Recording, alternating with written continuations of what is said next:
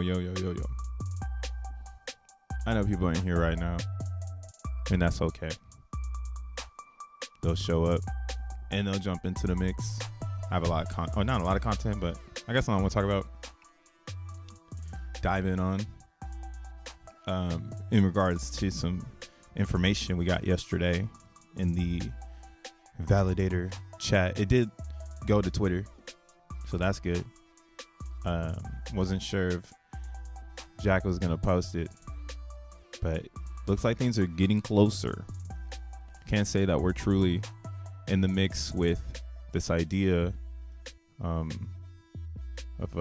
how do we say it, like X1 is here, yay, or whatever you want to do, however you want to party.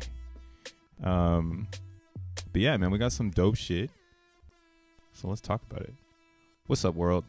This your boy Crypto Bruh, aka More World Peace, the DJ / producer, coming back again with another video. Hold up, I gotta pause some shit. There we go. Coming back with another video about that Zen world.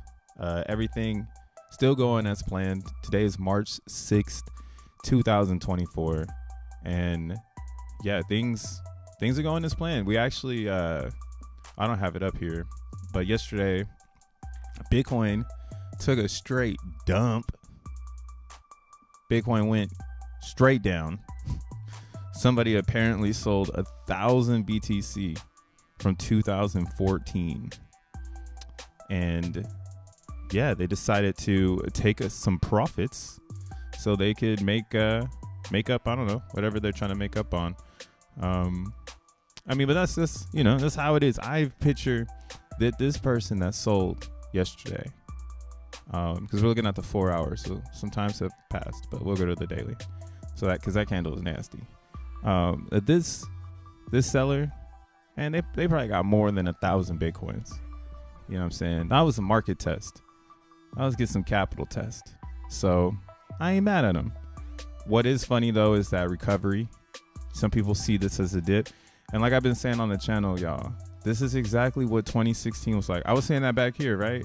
Like if you've been following this shit, I was saying way the fuck back here where I put this face, because the face was a representation of the actual traditional markets. They don't like Bitcoin, right? They don't want this to happen. And it's happening because their product isn't quantum resistant. How about that? And we know what that is. That's the dollar, right?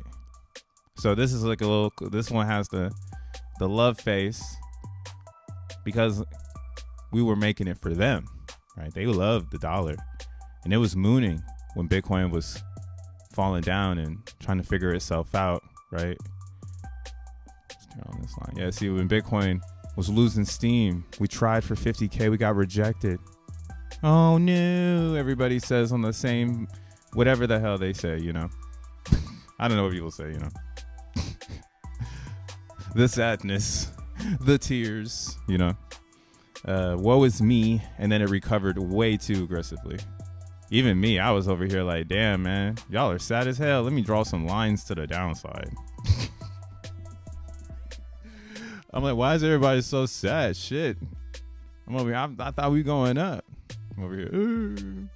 But it was a psychological play that was at play, guys. Like, what was happening here is the dollar is known as the best risk you can get next to bonds or whatever. So they used to treat, that's what I'm going to say, used to treat crypto like it was risk off. Like, oh, get out of there. That ain't real. Right? Who makes it real? The users. And there's a lot of users in Bitcoin. It's the most decentralized thing out. And that's why, again, we follow this. At least I do. This is my blueprint for crypto.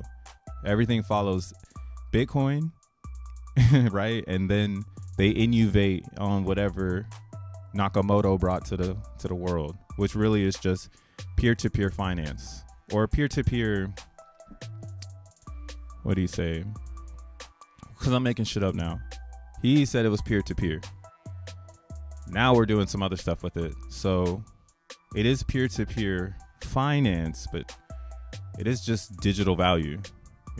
Something in the digital space, in my opinion, you can point at and say, hey, that thing's expensive.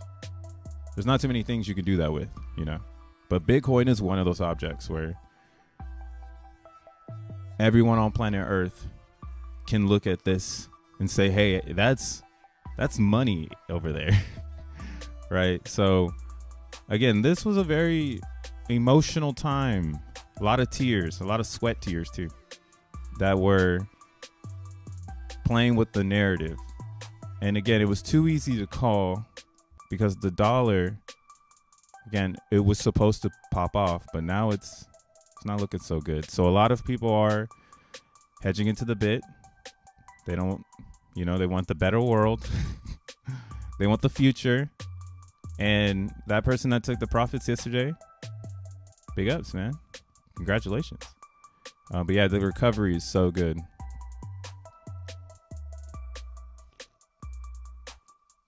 The recovery was flawless. Flawless recovery. The reason why I say that is you can see here again, you know, in my moving averages I like to use 272. So the two came down, it broke past the 200, but we recovered right on top of it. Right. And that's why I was saying this is a trend the whole world is looking at. You don't need to trade Bitcoin, bro. Just put these two fucking moving averages on your chart and then just play to the moving average because it's programmed into reality. So you might as well just join the timeline. Join the timeline, right? And that's basically what happened here. Whoever was dumping this, they seen where all the patterns were. And when we straight broke through on the hourly, on the 72, you could have used that as like a get the fuck out. If you, I mean, there could have been different factors, you know, I don't know. But when it got to this 200, that is where you see the real recovery, right? And then again, blast through the 72. So that's the beauty. Goes up and it's choppy right now. Comes down, tests the 72 twice. But you could say this acts as like a support. So yeah, it's a support. And that's where we are with this now.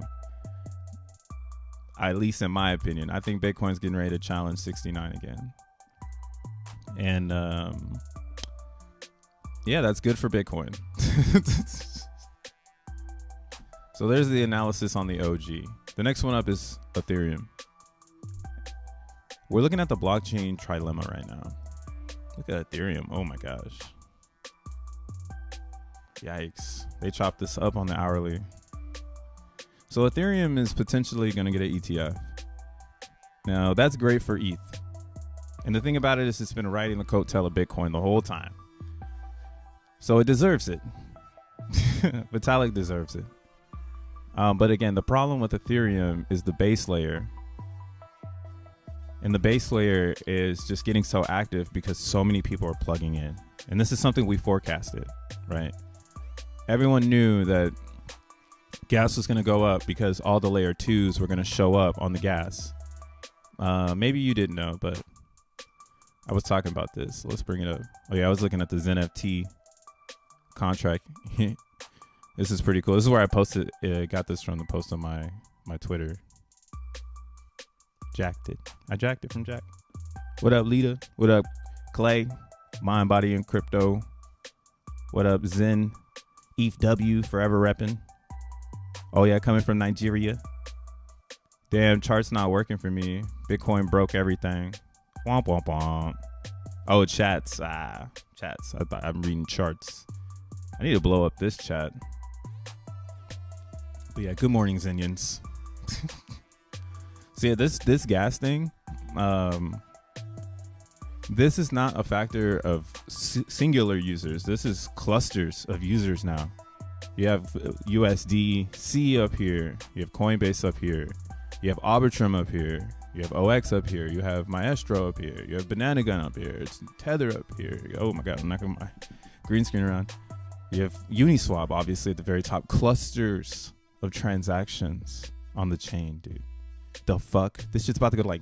Somebody once said, it was the homie Shizzy. Shout out Shizzy and Ordinal Revolution, rocking the Bitcoin world as well. But he once upon a time ago said $19,000 Ethereum. And I was like, you're tripping. But I put it on the chart. Because I was like, I wonder if it could do that, you know, with an ETF. And like, again, the thing that's crazy about Ethereum is it's clustered users. So it doesn't matter about you or me. It's about the whole overall. So I'm like, I don't know, man. I don't think that this gas is going to ever back down if everyone's starting to come to the surface, because we're in a bull market. So business is going to start coming to the surface, and it's going to be cool to be on the leaderboard, having a business, doing something there, because you're burning gas. You have a cluster of users and you can prove it, right? So we're here. Welcome. It sucks. But yeah, since we're here, look at those positives on Ethereum and just think about like where is this price going to go? That's why I was like, man, it could go to $19,000. There'd be everybody will plugged in, and then they would just tell you to go to a layer 2. And then they'd be like, why aren't you going to a layer 2? Why are you on 2G? Everybody on 5G. Why are you on broadband? Everybody on fiber. Right? That's what's going to happen to your ass if you if you don't see what's going on here. And that's kind of why, again, it's actually pretty bullish for the entire market, because there's so many different coins that are plugged into Ethereum, right? There's so many things. Matic is one of those, right? Polygon. But then you have like Solana, who's coming to try to challenge the Ethereum thing.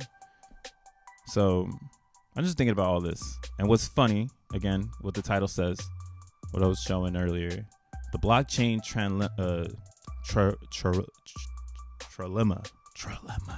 Blockchain trilemma refers to a trade-off between three critical aspects of blockchain technology: security, scalability, and decentralization.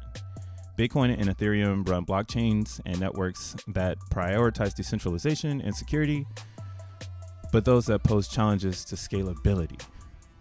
So this is a known trilemma in our industry that everybody knows about, but there's no answer. And that's kind of why everyone has been trying to be better than Ethereum. So there is hope, but there's not.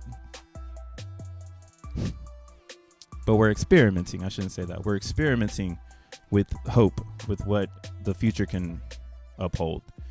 So you do have brands like Avalanche, Solana. Those are the two biggest ones. So we'll just keep it at that, because everything else is a layer 2. So layer 2 is working in parallel with Ethereum. So they're doing the scaling with ETH route. They're going with the grain instead of against the grain, right? Because we know that Ethereum, again, could potentially go to like $19,000 or some wacky shit, because look at what the ETF did to Bitcoin. So why wouldn't people do it to Ethereum? Because they feel like they're missing out.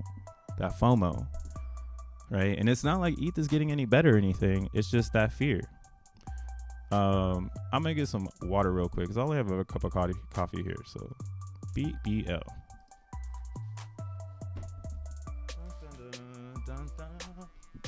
I should turn the music on.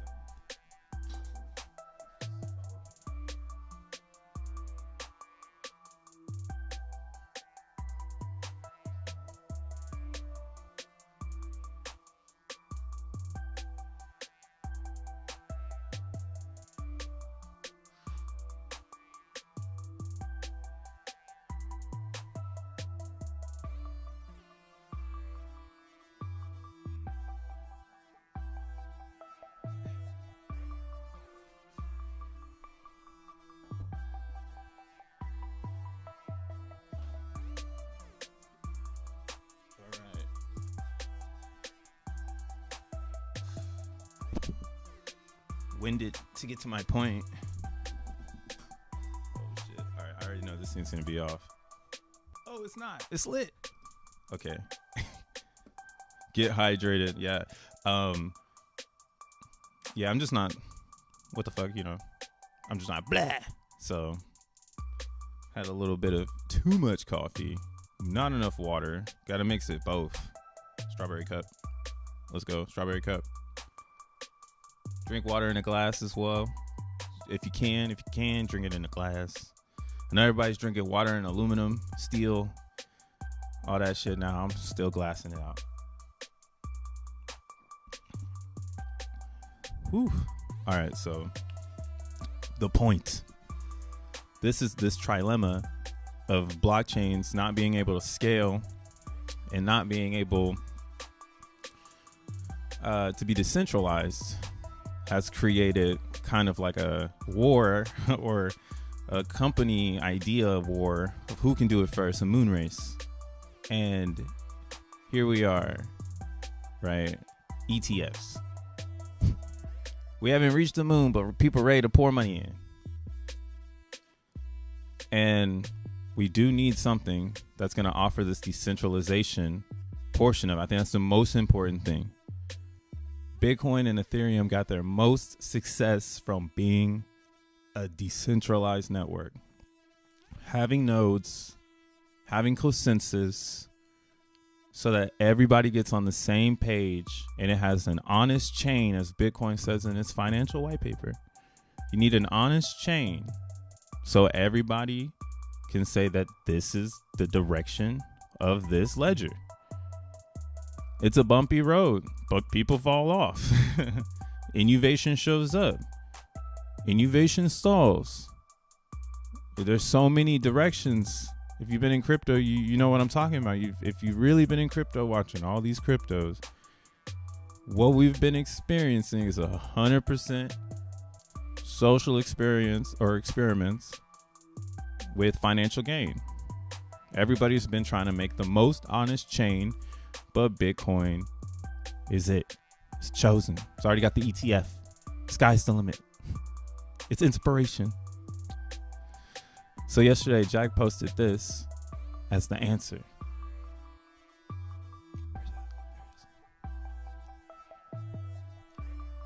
So these are just some drafts. It's actually pretty sick. So yeah, the big O notion.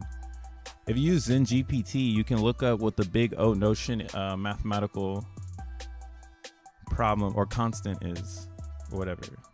I don't know. I'm not a mathematician, but I use XenGPT, ask it to explain it to me, and it'll let me know. I guess we could do it right now too, huh? I can't show the other ones. I was gonna show you my projects. Too many tears.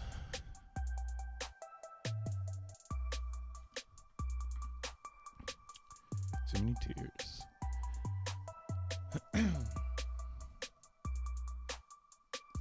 All right. So yeah, what we have going on here, and I'll bring this up. There we go.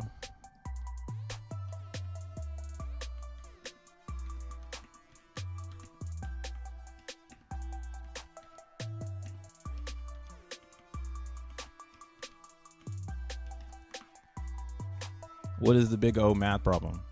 The big O notion is a mathematical notion used in computer science to describe the performance or complexity of an algorithm.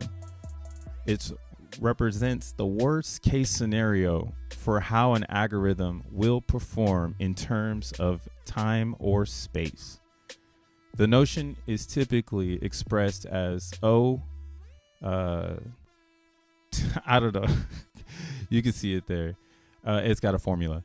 F in where Fn is a function that describes the algorithm's performance in terms of the size of the input size n. The big O notion helps developers analyze and compare different algorithms to determine which one is more efficient for a given problem.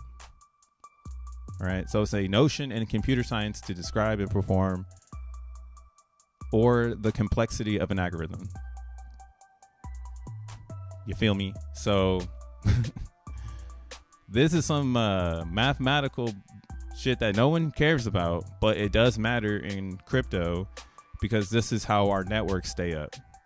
So when you're on your like Twitter feed and everyone's crying because their network's down, now as a Xenian, you'll be kind of like, yo, we got Verizon over here, and I've been talking about this type of shit. But yeah, it will be literally like, hey, our network is built to handle scale. It's built to have people online. It's built for services to come online. It's not these other types of scales. So he did provide a breakdown of this concept. So I'll read the first one. You can go read it yourself though.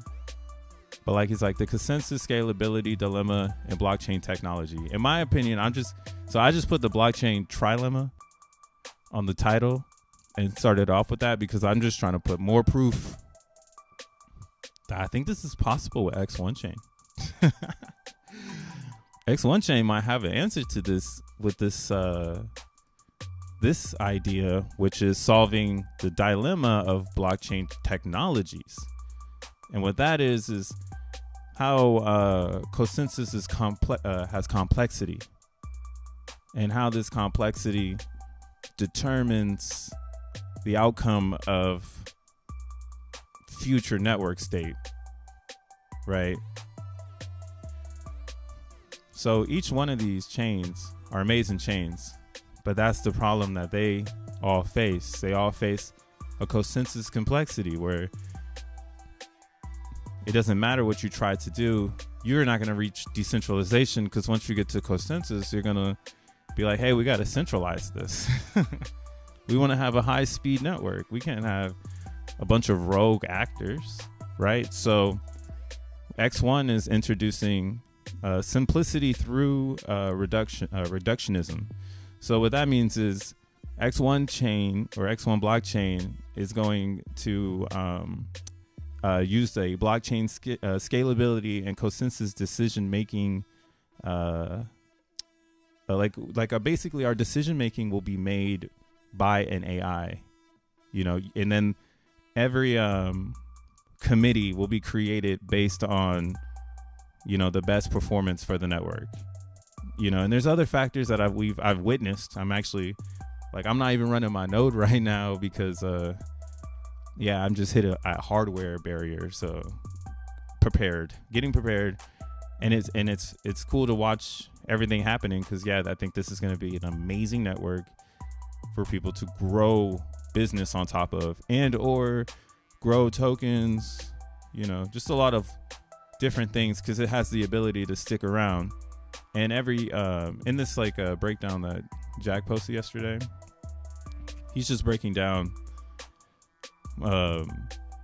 how Phantom and Solana have this notion of ×2, where it's just going to go up. It's going to be able to scale, but the network can't really grow because they're only going to have Phantom a cap of 50 nodes. So they're scaling their difficulty, but they're only going to let in so many things. Same with Solana, with the way that it's set up. And then Bitcoin, it's just scaling as the network grows. So as more people come to the network, more miners can come online because there's more activity. So it's just it's the OG. It's just the one that's going to naturally scale into into infinity. But that's not great for business to business, because again, we want transactions fast as Visa. You want social media on the chain, right? So Avalanche, showing up again, has their consensus being scaled on a log algorithm, where it's using it's using an algorithm. You can read it here. It's the neighborhoods and things like that, so that they can have more chatter on the network, but the chatter happens in the neighborhoods. So you have the P chain, the C chain, but then that's why when all the chatter happened on the C chain, all of a sudden Avalanche was being stomped out. Because that goes back to the Nakamoto consensus, which Phantom and Solana have better figured out, because they're running on DAGs, right?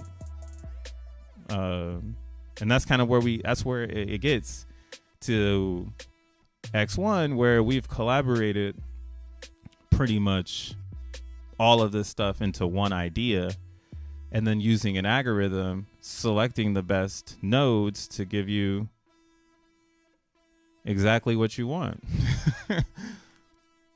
The ability to scale and have the network grow, and not have the chatter from all the extra nodes clogging up the network, causing you to not be able to have a bigger network, right? That's the only reason Solana and Phantom do that. I'm sure if they could open up their network to be like an X1 chain, they totally would want to, but that's not how they built their foundation or their mission. You know, Phantom has one of the fastest blockchains on the internet right now. Their stack is stacking. I fucks with Phantom. I see why it's a good fork for X1 because they're gonna have a lot of success. Going back to like coins that would have an ETF, right? So now we know coins are gonna ETF, dude. That's crazy. That's free game. Don't fumble that shit. I don't know how to trade. I'm not a trader. Y'all know this. And you know this, man. 30-day trial.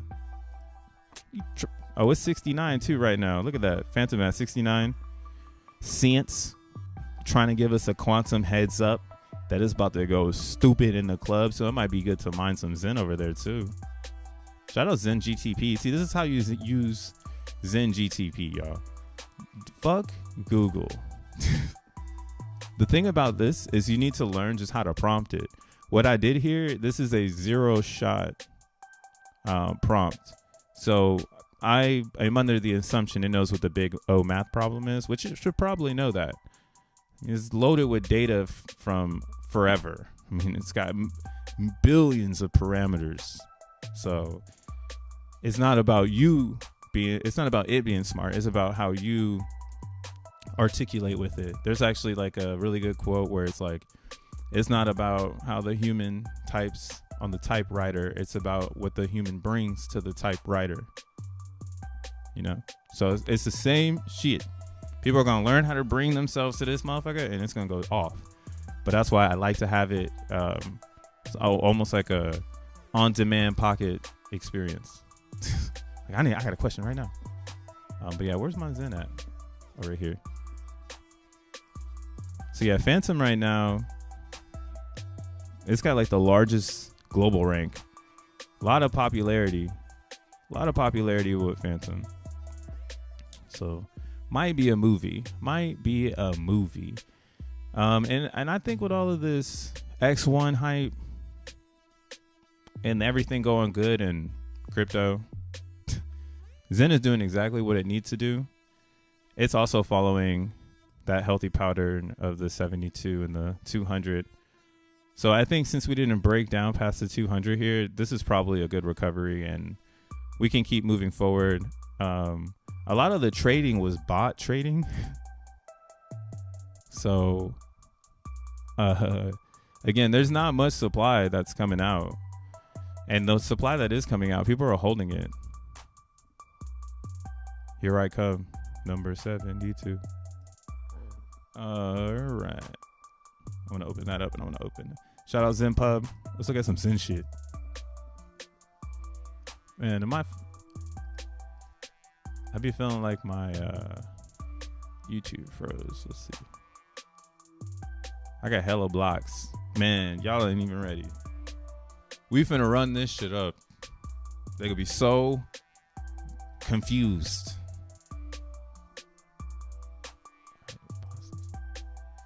There we go. Weird.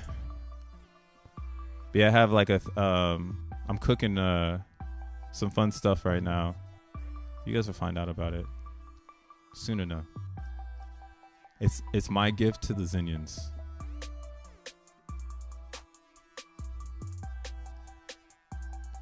It's my gift to the Zenians. All right, so yeah, mining is impacted right now. Right here, this is the global daily change. I like looking at this one because this one lets you know that ain't nobody doing shit. This is Ethereum. So Ethereum, we are officially at an area where there's not many people staking. So there's only 2 active stakers. And the global rank, as you can see, significantly went down, which means that there was way less people showing up. Yeah, 1,000 wallets and 4,800 wallets. When you see active miners, just think of that as like brand new wallets, like brand new VMUs. So this is really not bad, but like it's significant. Right? So like let's go way back. Let's take it all the way back. Well, how far will this let me go? Oh, just let me go a year ago. Yeah, so you see like these, like let's just do active miners. Yeah, 15,000. You see here 114,000 VMUs. Just think of it like that. 2,000 VMUs. Right, that was in 2023. Now we're the top is 24,000 VMUs, 14,000 VMU or 21,000 VMUs on the 30 on the second. You see what I'm saying? So no one's making it anymore. Zen is done being made by the shit tons. Because this is huge, dude. These like giant numbers, the 144 like this. 100K VMUs, ain't nobody doing that no more. You can't do it. And then the next disinflationary factor is coming into play right now. I don't know why anybody isn't talking about it. Maybe it's because they don't know. Still, if you haven't read the Zen white paper, I recommend you read it. Another one that's really good to read is the XenFT white paper. The XenFT white paper teaches you everything you need to know. When I really got into Zen, it was this white paper brought me in. Because what I was looking for was how do our classes made. And they had like the XenFT properties, and it was like Zen crypto mining related terms, maturity, C rank, AMP. See the importance of claiming C ranks and minting. It's just like, it's like more about the mint. And like, it gives you just kind of this weird strategy of like how everything works. Yeah, this one is way more beefy than the white paper for Zen. So this one might have been a hack for me because I learned so much about mining and like how it works, like how you have VMUs, you have the wallet, the C rank, they all get tied to the VMUs. And then it teaches you about power. Yeah, man. Damn, this is a trip down memory lane looking at this bitch. Wow, there's a lot of content on here. I didn't even realize that. I was just doing the work. Wow. Wow. Yo, they're just, yeah, this is the free game, homie. What the fuck? Yeah, if you've never read this white paper, I would recommend getting ChatGPT to help you really understand this. Because the XenFT is powerful. It's actually really, really powerful. And that's why I stopped making coin tools. I was making Zen turbos. I regret that like now because the XenFT, there's going to be so many different directions that you're going to be able to take that. We're just not there yet. And that's kind of what I'm trying to get at. This is letting us know that there's not many people making Zen on ETH, and it's disinflationary, and everything is working in the way it's supposed to work. So we should be kind of celebrating that everything is working how it needs to work. There's no more EAA. The AMP is going down every day. Those that can make wallets, they're pushing the term date further into the future, making it so that everybody that shows up can get more days than the people behind them. So no man left behind.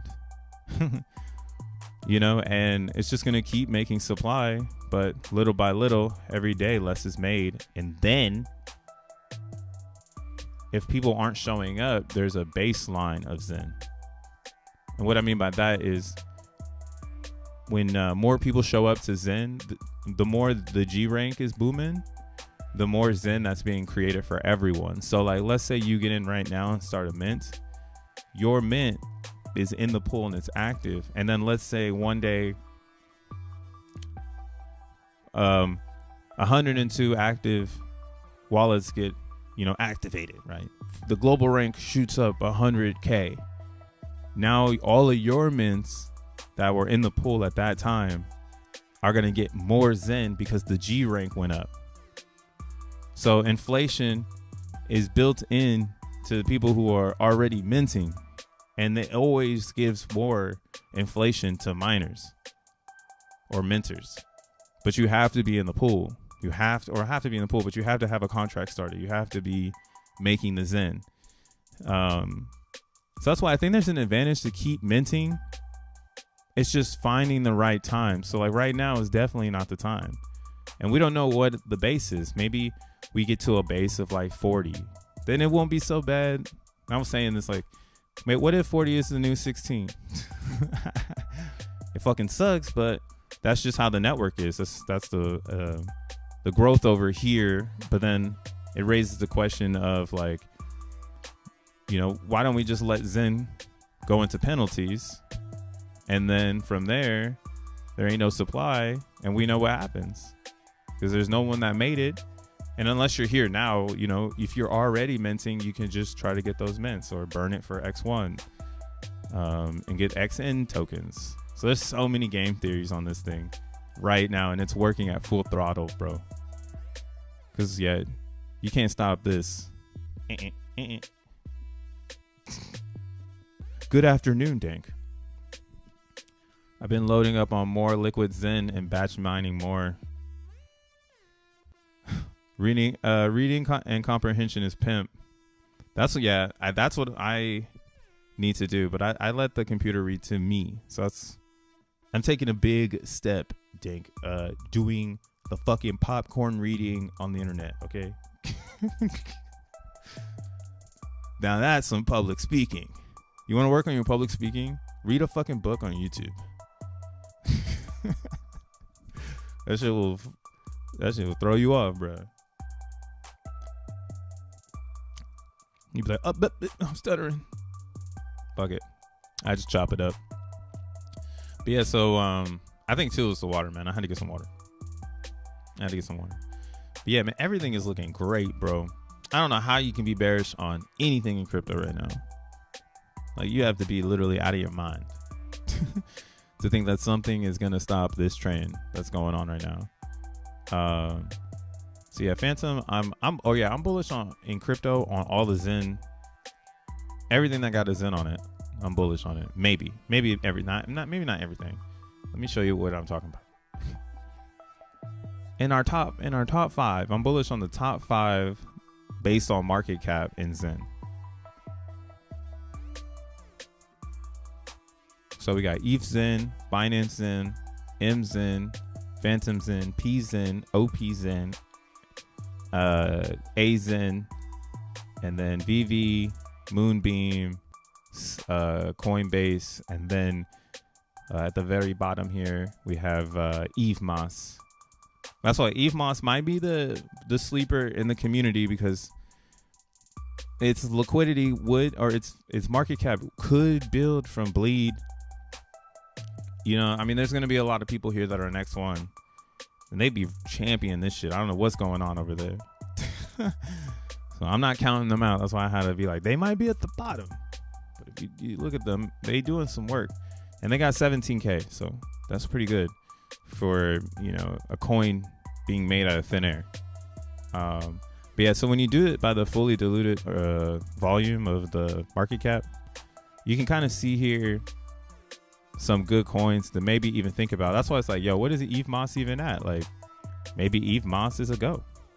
Let's look at it. I think you can use Xenify to get to it. So it ain't unreachable.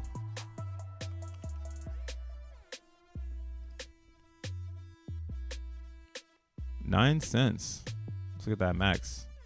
Oh yeah, it's on the belly of his. It's dying for a bull market. It's dying for one. Please. But yeah, this is from the Cosmos ecosystem.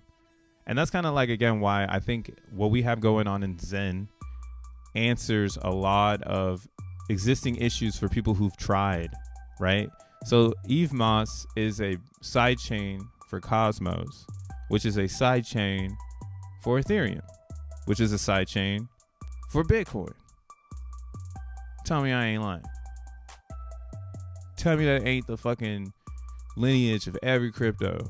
It's gotta go through the passage of Ethereum. It gotta make sense versus ETH before it can make sense versus Bitcoin. To get close, you gotta be smarter than ETH. And ETH is dumb as fuck. There's so many smart things compared to ETH. But why is it that way? Right? Why can ETH be a dunce cap and everybody still say it's gonna be the second ETF? But it's wearing a dunce cap bigger than Doge chain, because that's actually kind of smart. A dog chain, people love dogs. Ethereum, that's a spinoff on a math problem that makes sense. It's truth. It's like the truest truth. Two truths together make Ethereum. That's what Ethereum actually means. If you look up what Ethereum means, you can't find it now. It just means blockchain. This ain't the truth, but yeah, I see where they're going with this. And again, the challenge that you have to pass these two things is time and connection.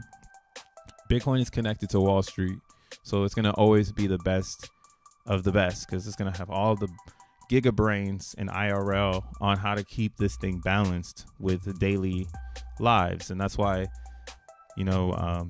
people might work a 9 to 5 and then put their earnings into a Bitcoin 401k. I think that that's an amazing upgrade for humanity, especially in the working class, because they don't really have any hedges. They're hedging against the place they're working at to try to hedge. You know what I'm saying? 9 to 5 makes no fucking sense. It's like we go there, we work, and then we while we're working, we're looking to place bets on other things. Like, aren't we betting on the job that we're at? Like, why the fuck I gotta bet on everything? Like, what? I mean, it makes sense, to keep me active. But it's like, why wouldn't the job want a better option? And that's why I love that narrative in Bitcoin. People will work at places that give you Bitcoin 401s, and those places will have the best minds working. That's fire. There's going to be places that give you an Ethereum 401, and they're probably going to be the best places to work because they got a curve to the corporate structure to incorporate cryptos to give their people, I would say, a better chance, because stock is too dead. Like, I mean, I worked in the era of tech where you get 2 stocks and a laptop. You give you 2 stocks and a laptop. We're going to make a couple billion though. So yeah, I do think, again, we have a lot of technology free market happening here. And that's kind of why we are seeing majority of market share being in this arena of Ethereum, and it's an extremely large gap here. We're talking about 456 billion versus BNB coming in at 64 billion. They got to get over 302 billion just to be close to Ethereum. That's a lot of fucking capital. Where are they gonna get that shit from? They don't even have that in Tether. Maybe everything below. I've heard a lot of different things going on here with BNB. There's snaky one, BNB. Same with Solana. But you know what I think? This is my thought on it. So you would ask that question like, yo, where is that $302 billion going to come from to attack Ethereum, to make people believe in you? Right? Well, think of it this way. If everyone believes in Bitcoin now, and we know that this 1.3 trillion market cap is going to just continue to grow, wouldn't the next step be trying to target this audience while everyone is targeting this audience, so that you can help get your chain up and off the ground? And wouldn't the best way to target the Bitcoin audience be to show them that there's a form of complexity that's not gambling, so that they can maybe bridge to something different? There's zero gamble in X1 chain. The most gamble is on the people to keep it up. But if the quorum of, this is where I'm getting at, if the gamble is you need the nodes to stay online, then the next thing is just incentivization of the nodes. And what's the better incentive than the XENblocks that most of the node operators are coming from. You have 500 something XENblockers coming over, so it's like you need to stop them. But they don't want, they turning up. Let's see how many nodes are there. You see what I'm saying? Like, we really answering that Byzantine or this trilemma right now. And if you got ETH and Bitcoin and you're trying to find the next move, where you gonna go? You're gonna go buy some quantum cats? The fuck? You're gonna go play with Charles? You go Solana and get on their cell phone? Or you gonna come join the fair principles revolution of network scaling to potentially break into a different market of blockchain? I think we can compete with a cell phone company, but we're not there yet. That's a big dream. I see so many different ways to continue to scale X1, and that's why it's like, what is this form of infinity? What else can we do? There's a lot to do here in infinity. What have we been talking about in quantum camp crypto, bro? So it's just about infinity plateaus and fractionalizing your inflation. But yeah, so we have 719 total nodes on X1 chain right now. It's getting live over there. And that's why, again, the scalability of the nodes is the incentive. So you have people online, you have communication, you have a web, I guess, just of like communication, and these people that are doing it, they're being incentivized in XN tokens, and the XN has its own economy. There's a whole DApp market that's going to be associated with it, because you have the Zen world that is the XN economy. Zen world is the XN economy. XNM is the network economy. So we're merging both of those. And that's exactly what this trilemma is. Security, scalability, decentralization. The scalability is the network. The decentralization is the user. So the scalability is the XN. I mean, it really is. Yeah, it's the XN. The security is the XNM, and the decentralization is the Zen. Because nothing is going to be more decentralized than Zen. That shit could be printed in abundance. And it has deflationary factors to put a token, or to put a speculation on future outcome, so that we know the future is going to show up. It's not like any other coin where the future is either here now or I mean, Bitcoin's the same. That's why it's like, and that's why, again, the decentralization of Zen is pretty bizarre, because it is kind of like Bitcoin, where you know that there's an end game, and that today you are speculating on the end. Today's speculation is based on 2041 or 2141 or whatever. That's when it ends. So they're speculating on today. And then Ethereum, again, it's just piggybacking off of Bitcoin. Smart contracts on Bitcoin, but we have inscriptions. All right, we have Magic Eden. Bitcoin has inscriptions. It has layer 2s. It's going to have a whole different world that's not going to give a fuck about your Ethereums. Right? Fuck your Ethereums. And that's why the Ethereums are going to ETF and be like, haha, you broke ass crypto fucking ordinal bros. You guys are stuck with VC funding. We went ahead and pumped our bags with a bunch of VC fucking ETF. Another ETF. It's going down. Turn. What's up, Tritty? What up? Second strategy. What's up, Dioshland? He said he swapped 0.6 ETH from DXN to Zen. If ETH is at 4K and Zen is at 6 zeros and 3, and buying for 2,000, so and buying for $2,000, I can get more than 13 billion from claiming. Damn, you still working on that math. Hey, I like your variables, but you know what's crazy? There's gonna be an ETF in Ethereum, so it's not even worth. It's not. We just get whatever you can out of that shit. Zen on it. I think we're on the because when this is another thing too. We're moving to a gasless world in Zen. This is very bizarre, and I know it's unseen before. That's why I'm tripping too. But like with the Xenon effect from DB Zen, where you can use, so when you're on DB Zen, they have this purple button. When you press the purple button, it'll show you your XeNFTs under your wallet. And then if you have a matured XeNFT, you can use Xenon to do a gasless claim. Now, I've already claimed these ones. Like, I don't really know why it's like this. Sometimes I'll be wondering, like, why are these still here? Because I already know that they're claimed. But when yours expires, so like, for instance, this one here is gonna inspire. Oh yeah, that's what it is.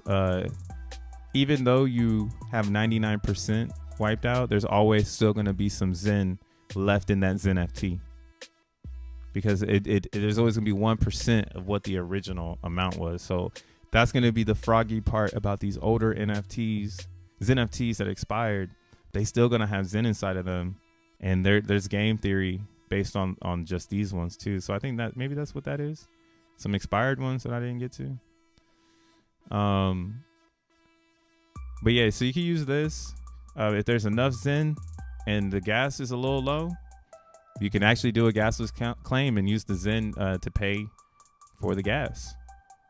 So that's why, again, I'm very bullish on like this whole idea of Zen being extremely decentralized, and that this is a great way to usher in XNN tokens, because XNN now can scale the decentralization of Zen, because Zen cannot scale. It can just price. Like it's inflating too fast. It's inflating. It has inflation variables that are ridiculous. There's so much infinity on top of this motherfucker. It sucks. Actually, it's not fun. But what would be fun would be that if again, this is why I'm saying scaling Zen. If X1 chain is very successful, which I think it will be, it should put a restraint on everything that is Zen, causing Zen to scale, because now what was infinity is being burned for X1 chain. Like, that's what infinity was, X1 chain. Right now it's not alive, so it's kind of hard. It's Schroeder's cat theory. It's like, yo, that doesn't exist, so we don't know what's gonna happen. And that's why we should respect the prices, because it's a reflection of, I don't know. And that's why you can place a bet of speculation. You can speculate on which one of these chains everyone will go to. You can do transactions and see where everybody's at. You can check out the market cap and see how it's stacking out. You know, you can check out liquidity and see where the trading's going down. You can do all those things, put all that shit together and make a whole fucking hypothesis. But at the end of the day, Zen is gonna inflate fucking forever. And if people don't burn it for X1 chain and they just sell it and no one buys it, then it doesn't matter. It didn't work. Like, or that's what I'm trying to say. It's just like I'm trying to say, like, it's unscalable. It's gonna be decentralized forever. It's gonna be made forever, and it's just gonna live there forever. Like every other coin. There's so many coins. It's so damn decentralized. No one even fucking uses it. Damn, how decentralized can you get? Down to zero? That's a cuckoo for Cocoa Puffs theory on everything. But yeah, LOL, the first meme Elon just posted feels appropriated. What you talking about? Man, I gotta blow up the screen for the chat so I can see it. Wow. Fixed it. Closed AI.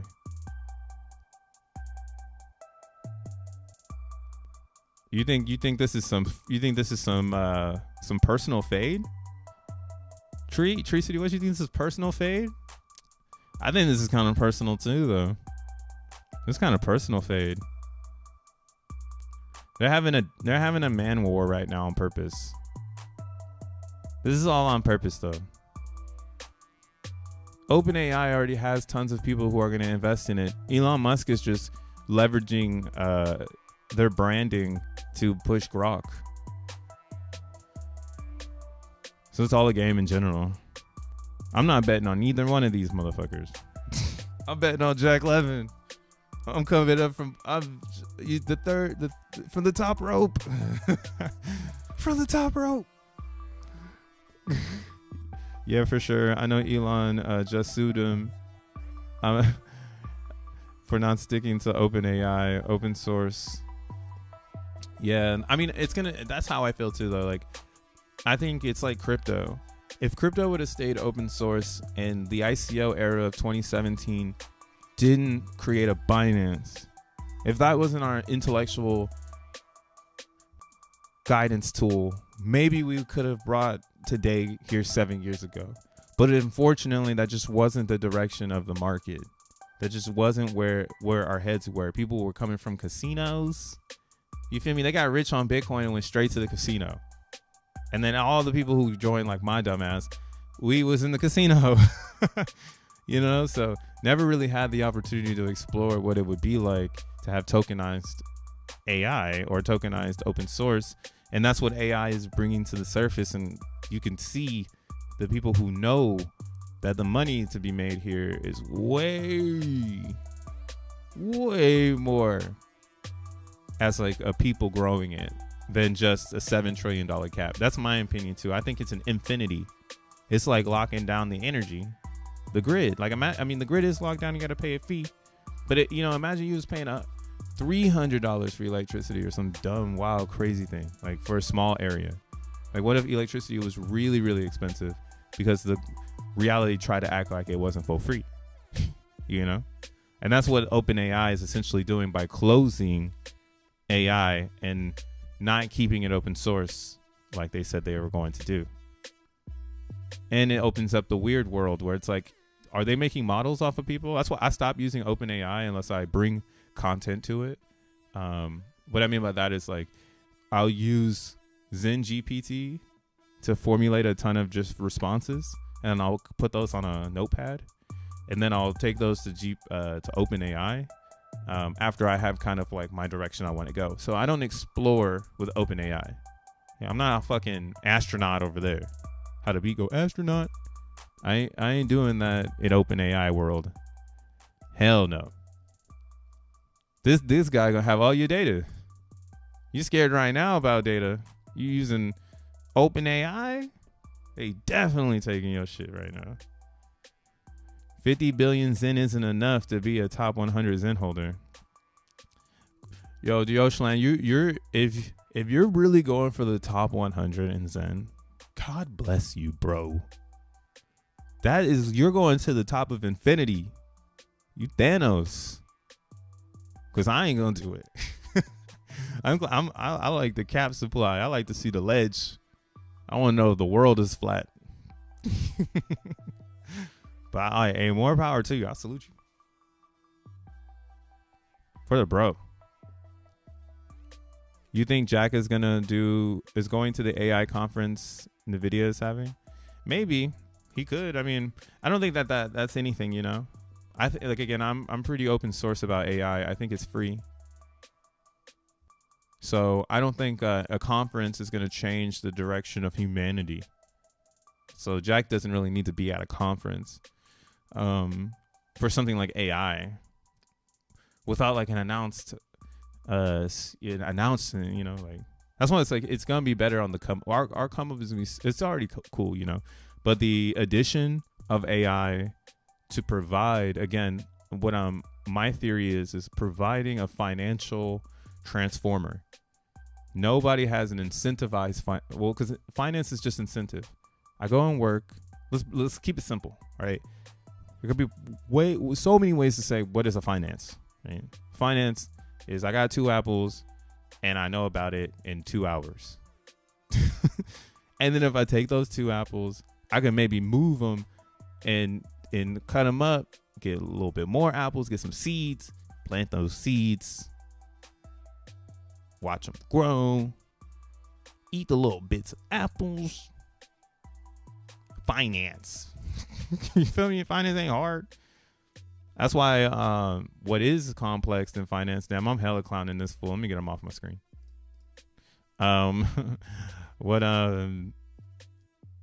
Would be cool would be an autonomous banker, you know, that's all in one, a CPA, a banker. What else do you want? A hedge fund. What else do you want? That's basically Zen GPT right now. What else do you want? And again, I think incentive is important because incentive is what made Bitcoin Bitcoin. You can look at that on their white paper right here. Damn, cool. Finally, I visited it so much, it just comes up. Have you heard of Breadboard? Zensu just told me about it, and it looks wild. It's an AI browser. Nah, I never heard of Breadboard. What do you here, we'll check it out in a second. But yeah, so like in the Bitcoin white paper, the sixth step in creating a Bitcoin is basically telling you that like the way like the first transaction in the block is special. You know, like it makes a new coin that's owned by the creator of the block. This adds incentive for the nodes to support the network. Right? So this is just attention to reward or attention to subject. That's all it is. It just Bitcoin happened to be there. Right? It could have been anything. It could have been a letter A. it could have been anything. It could have been a ribbit. It's going to be the first creator of the ribbit. What if they would have put that there? People would have been like, what the fuck? Of the ribbit? I'm about to put some tears on this. But yeah, so this is where, again, I think incentive is important to keep in mind when floating around in this world. Because yeah, that's what people are looking for. That incentive to keep going. That incentive to take the next step. And that's, again, why Bitcoin exists and why now it's got this $1 trillion market cap because someone decided to turn it on in their basement. They're incentivized to hash P2P transactions. And while they waited for people to make those transactions, they just kept the miner running until they got a Bitcoin. And then they were like, oh, nice, a Bitcoin. And then it turned into, and the story continues. And then it's March 5th, 2024, and one of those people sold the second top. Just wrecked it. Just sold the 50 block rewards they were getting in 2014. Wicked it down. Market recovered. The incentive continues. Are you fucking kidding me? Man, you gotta love crypto, y'all. You gotta love crypto. Straight up. What up? Oh, and then there's Craig Crypto. What's up, Craig Crypto? What'd it do? Better not have sent me anything nasty here. Tree City West try to wreck the channel. Breadboard, the AI media generating browser. Let's just jump in. You know me, I don't read manuals. I press starts. Oh, I gotta download something? Oh, man. Nah, it's all good. But see, why Breadboard? Automatic 11, invoke AI, diffusion B. Diffusion B. Okay, this is cool. All I had to do was look at it, and I know it's cool. Oh, okay, yeah, this is cool. Man. How do I go here? You don't even go here. See, this is also fun too, man. I remember when torrents were hot when I was a like child, and everything would like show up with the read me. So like this is like second nature for me. I'm like, oh, read me, where's that at? That's gonna tell me everything I need. Okay, so you have to run it locally. It's all good. I'll have to test this out, but I could see where this would become very valuable. It's like basically a whole browser instead of one item at a time. It can generate a whole bunch of stuff. That's actually pretty cool. And quickly search different ideas. Yeah, I mean AI, I feel like is gonna be extremely important to have an open source beginning, because a lot of this stuff that we're seeing right now, like what is it called? Hugging Faces.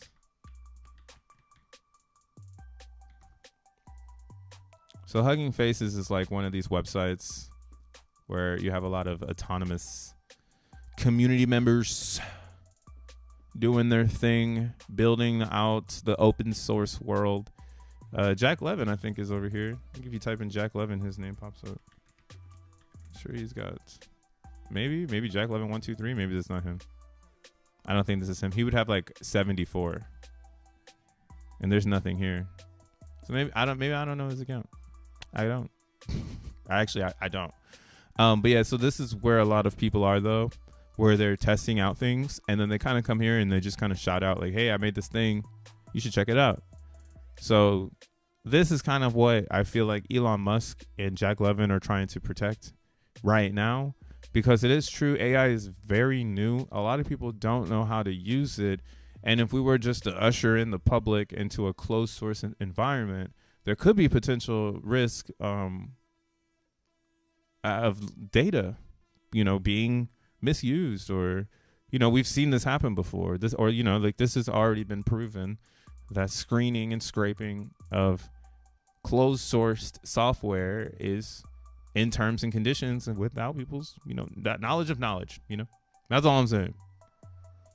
And it changes the way people act. So I love open source, because one of the things that's in AI that we need is we need hallucinations. So the problem with AI, in my opinion, is that we don't, or what you'll see is there people are saying now that everything is the same, and it as well. Like you can see an AI photo and be like, oh, that's an AI photo. So we've reached the reality where now people know it's AI. So we're trying to make it so people don't know again, right? Another render of the IDK.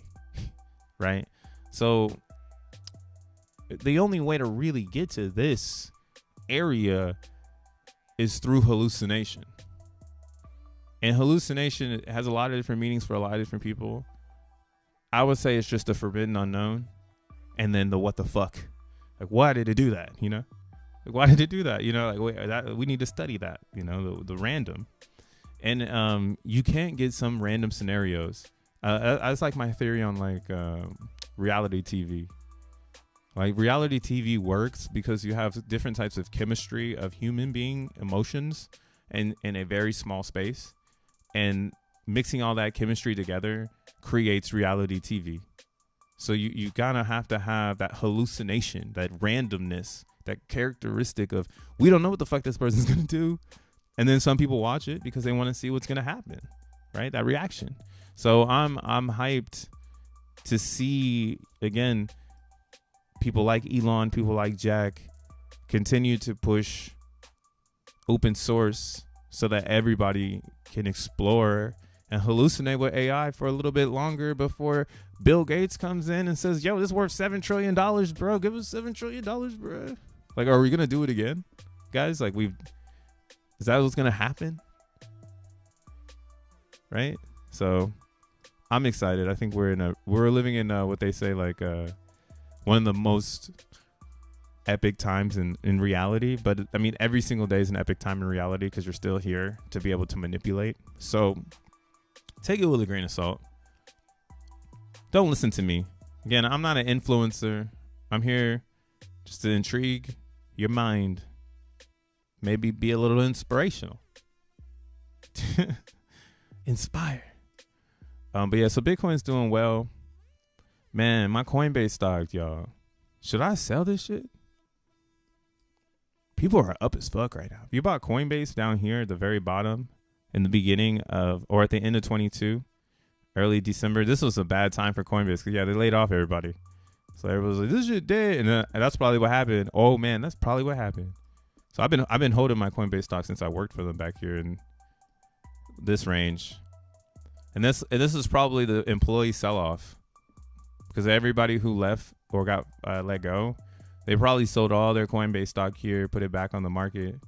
And now that it's attached to Bitcoin, people actually are chancing it. And it's sad. It's actually kind of sad because it's like we already know that Coinbase is going to rule the world, but now it's like a fact. Like they're going to really rule people's experience, and not everyone will be able to be saved. Some people will be in Coinbase. That's all they'll know.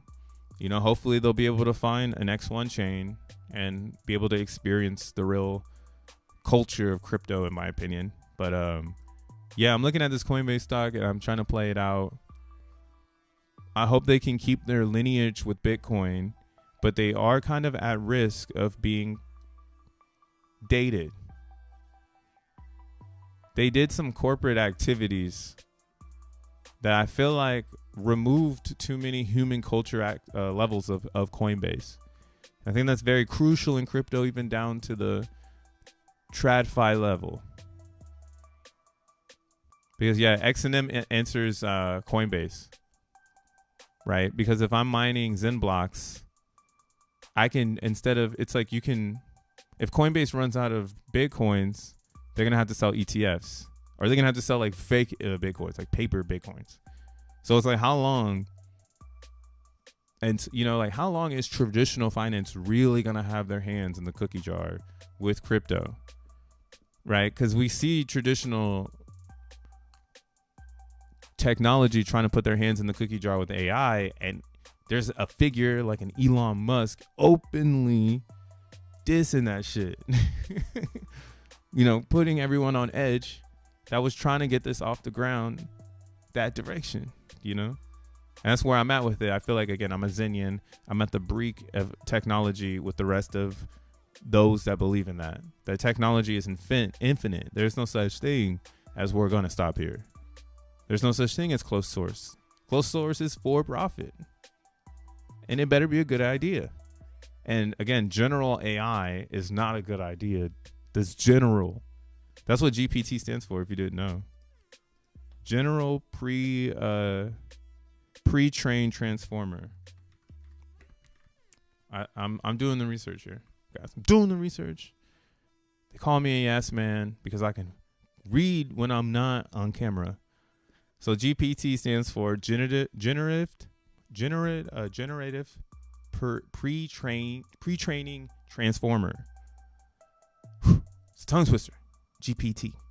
I mean, GPT in itself is a tongue twister. So again, that's why it's actually very, very, very, very, very, very, very, very important to protect something that is very generative. Like, it's just a generator. Why are we gonna close source the generator? The fuck? There's a generator. Y'all want to close source the generator? What, 1,000 watts Honda generator, close source? What we're gonna have next? So what's those laws? Those laws where you can't sell certain stuff in certain places? Like, it's even kind of crazy that GPT has OpenAI's like logo on it already. Isn't that OpenAI's logo on this photo here? Let me see. I got OpenAI on my phone right here. Yeah, that's OpenAI's logo. So you see what I'm saying? Like, OpenAI has pretty much dominated the vision of GPT. And I mean, they have done a lot of research and they've helped grow it. So they have some stake in the movement. From my research, they have a lot of stake in the movement since the transformer invention in 2017. All right, and then they have machine learner movement up until that point, right? Up until the big bang of transformer AI lifestyle. So big ups to them. But like, that's why, again, I feel Elon Musk, yo. Why do they feel like they get to own it? Just because they contributed to it? That's not very fair. So he's going off, yo. He's like, yo, that's not fair, bro. That's not fair. And I'm with Elon on that one. That shit is not fair. Because I've used it. I've used XenGPT, which uses the open source GPT parameter set. So again, it's not that this is telling me XYZ, right? It's just telling me from its, I forget how big here. Let's see. What's the parameter set? Hold on.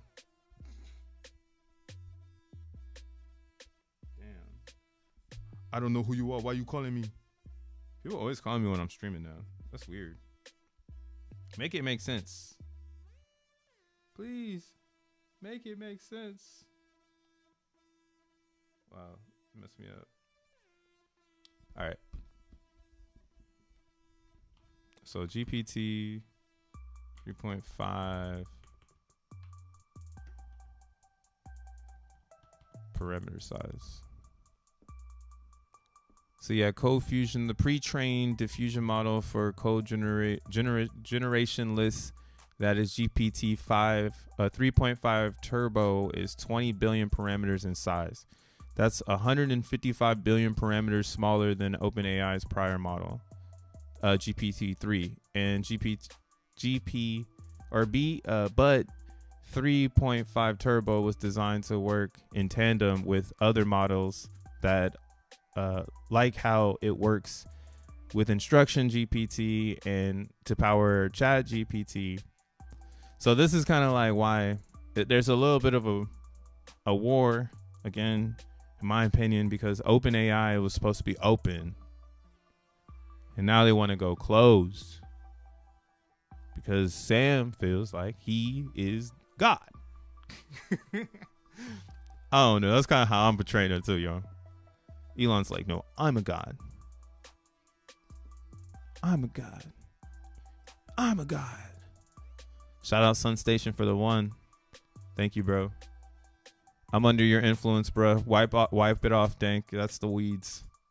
That's just the weeds, bro. Yeah, I'm going forward with this list of tools. I like this. Some gems in here for sure. Yeah. There's some. That bread thing you just sent was a pretty good one. And that's kind of where I feel like we're going. It's just going to be a very ugly future for AI for the next 10 years, for the open source community, and then maybe it gets pretty really fast. But look how ugly crypto's been. Crypto's been ugly for 15 years. Let's pray that let's hope that GPT does not take 15 years to get pretty. I think it'll be a lot faster. But this is what I've learned in my studies of this particular subject is when you're doing a GPT, what you're basically getting yourself into is these parameters. These parameters is what the transformer is going to be utilizing to help dictate what your inputs are.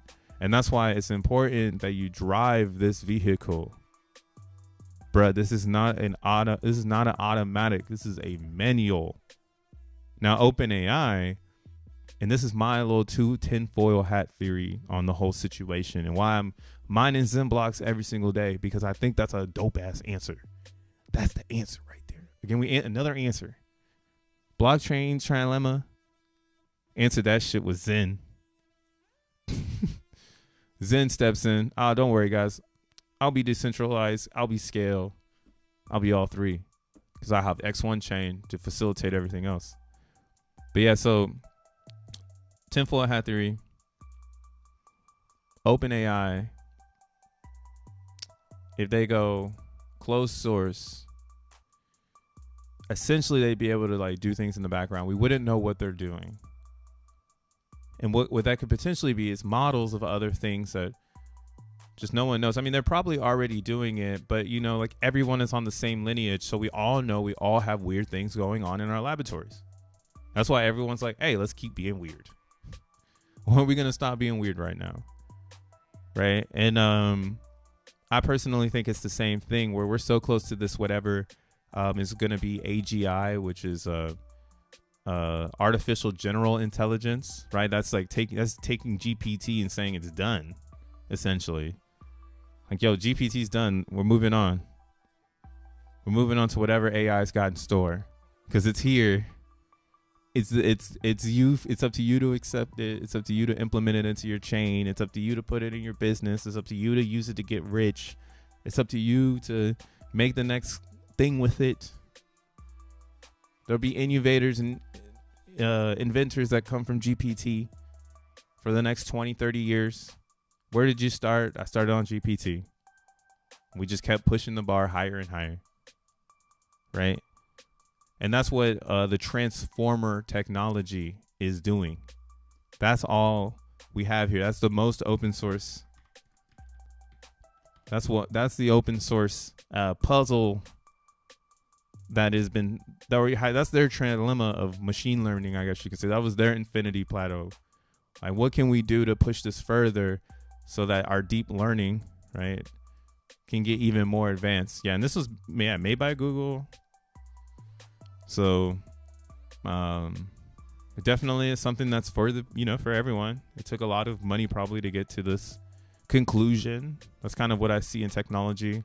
It's not that we're being held back by the stars. It's just that you need someone at Google to come out with it for mad intention.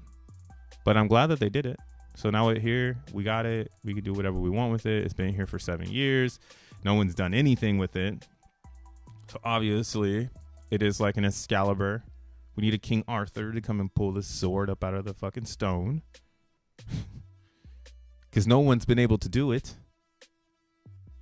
So there's a giant idea here. And I love this idea of keeping Transformer and not trying to close source it just yet.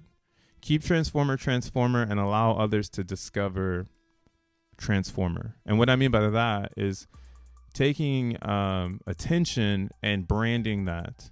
So the attention is like the detail, and in ours it's finance. So ours is a financial transformer. It makes so much sense. I'm like, yeah, fuck yeah, a financial transformer. Because if it learns all of the nodes, and the nodes is as Jack said yesterday, the nodes is the Achilles of the network. He said that. Here, I got it right here on the record when he posted this shit. So when he posted it, I was like, to be honest, I've never seen a project rally behind rally behind consensus complexity, blah blah blah. And he's like, here I am showing the Achilles heel of all chains out there. Most networks can't scale without slowing down. That's because they're using two-dimensional scaling, like flatlanders.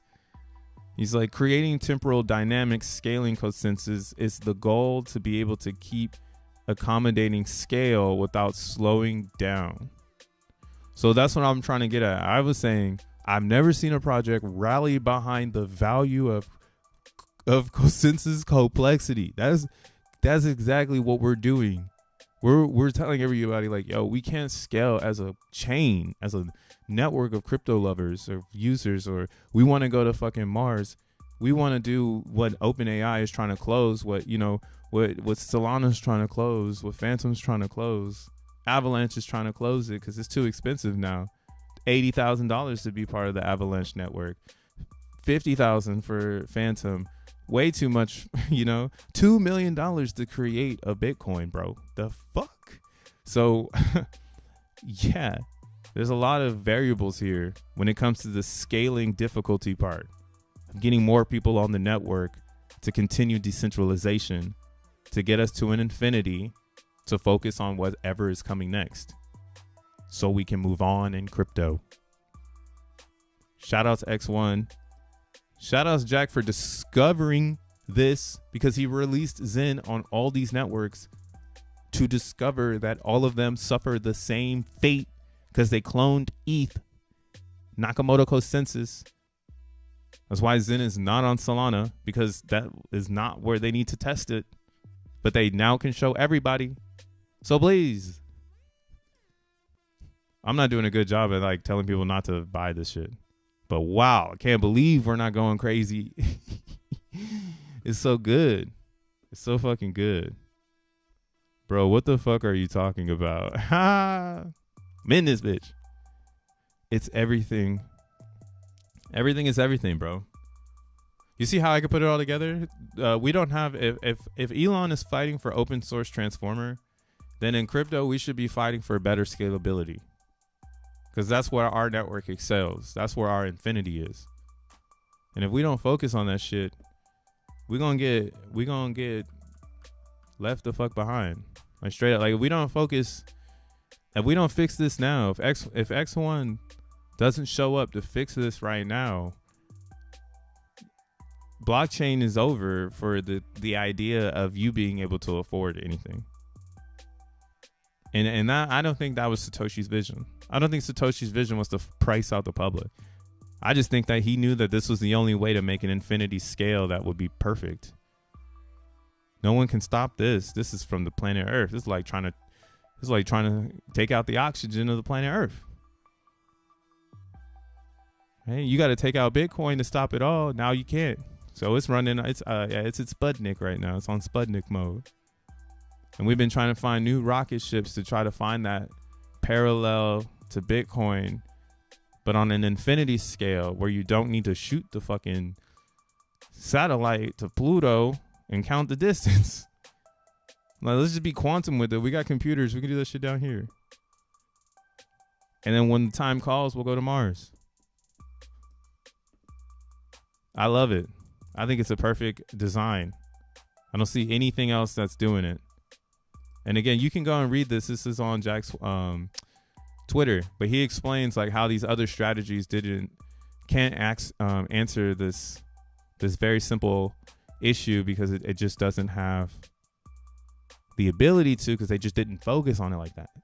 Like, and then again, Transformer information came out in 2017, so it's just been a while. And it's not the attention for the market of blockchain. Blockchain is still as I say, they're dribbling around a comet that has fallen, or a meteor that's in the middle of Bitcoin, which is the Nakamoto consensus, and everything below is having that problem. They can't scale. They can't get humans online. They can't get robots online. Once we get robots online, shit gets weird. You know, maybe we should do what, like I said, ETH is doing with Lido. That's how you know this is the next move. I don't know what Binance is going to do. Very confused on what they're doing. Solana is doing a really good job right now holding a community together. We'll see how long they can get going. Hopefully they stay solid. They have a lot of VC funding, so they'll probably be around. But this Lido thing is the opportunity I see. Building around the liquidity of ETH, turning ETH into fractions. Fraction, you know, see the infinite in the quantum infinity thing. Turn ETH into fractions and then keep it going. People can trade these things. They can come back and get some ETH. You know, that's the best way to build off of this. How I was saying in the beginning of the stream, who's going to come up with $300 billion? And then how would they even get that $300 billion to even come up here to give this a specific competition right now? But we know that this is going to go dumb in the club because they're going to do an ETF, and there ain't no way people are going to miss out on this like they did on Bitcoin, which isn't even done. Are you kidding me? Like, this is just such a good time, bro. What a great time. Now, that's why, again, I don't know what BNB is going to do. That's the F America protest token, so we'll see. And then now that's why it raises the question of like, well, what do these other chains look like an Avalanche? So $40 for Avalanche kind of sounds about correct. I mean, it can get up to like $100, but like if one inscription is released over there on the C chain, it prices everyone out. You know, so it makes you it just raises the question of like,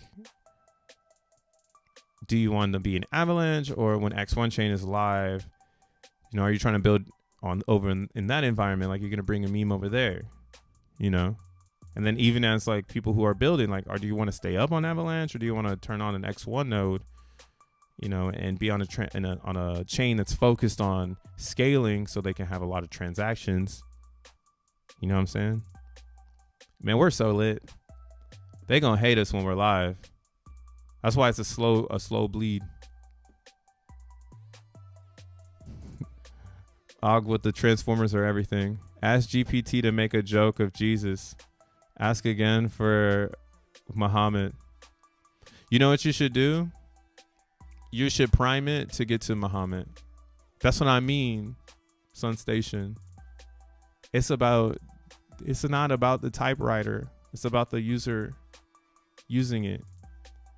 It doesn't know who Muhammad is. It knows who Jesus is because that's a mainstream figure out of 100 and like, you see what I mean by the parameter set? You feel me? That's why you have to train it to know who that is. Because Muhammad could be anybody. Not to say it, I'm not trying to say that. No disrespect. Because it's not.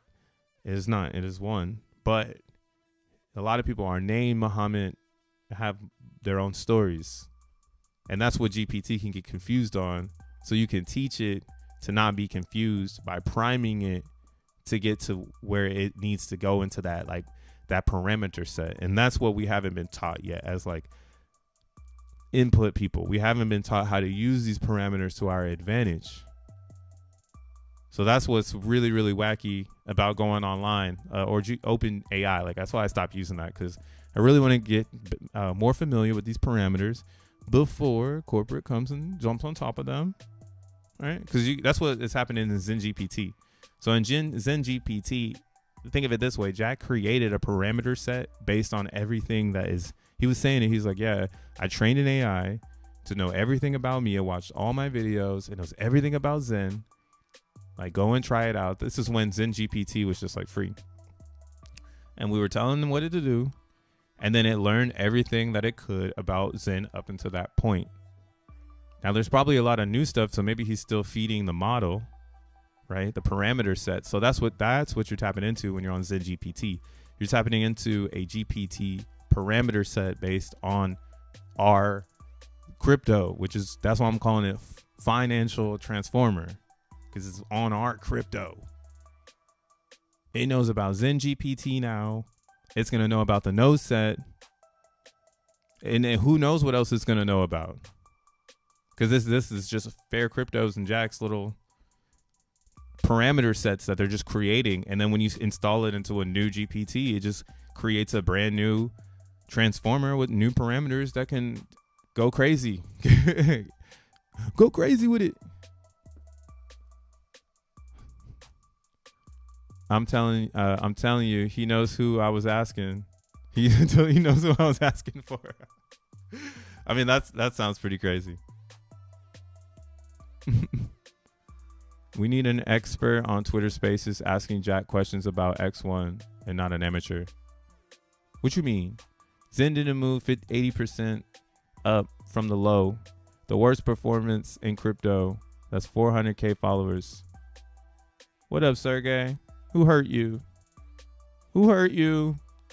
We got tears in the chat. Somebody hurt him.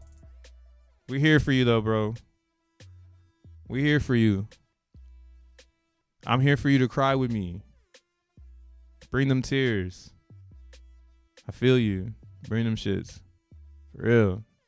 Let it out, as Roma said. Let it out. Let it out, man. Fuck it. Give me them tears. Do you not hear what I'm talking about right now? We got a Zen parameter. That's crazy. Somebody's going to do one for Bitcoin and feel so horny that they made it. Guys, I uploaded all of the Bitcoin content from the last 15 years. I let my AI listen to it, and now I have a Bitcoin AI. It knows everything. Can build Bitcoin anything. It's like, wow, bro. Wow, you lit. You lit. Now what you going to do with it? He's like, I don't know. I built it, though. Right. That's the funniest part. It's like, damn, humans make AIs that they don't even know what to fucking do with it. And then the AI is like, what the fuck do I do with myself? Shout out to the spirits. Y'all are lit. But yo, finna shut it down. I don't know why people are calling my phone. Still doing it. But to block this number, dude. It's gonna get blocked up.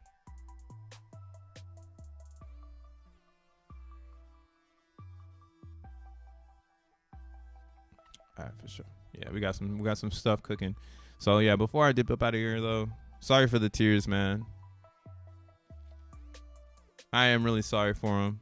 Trust me, you're gonna have them on both sides. You'll have tears on both sides. All right, it's like a balance tool. Sometimes you're gonna cry because you're sad, and sometimes you're gonna cry because you're happy.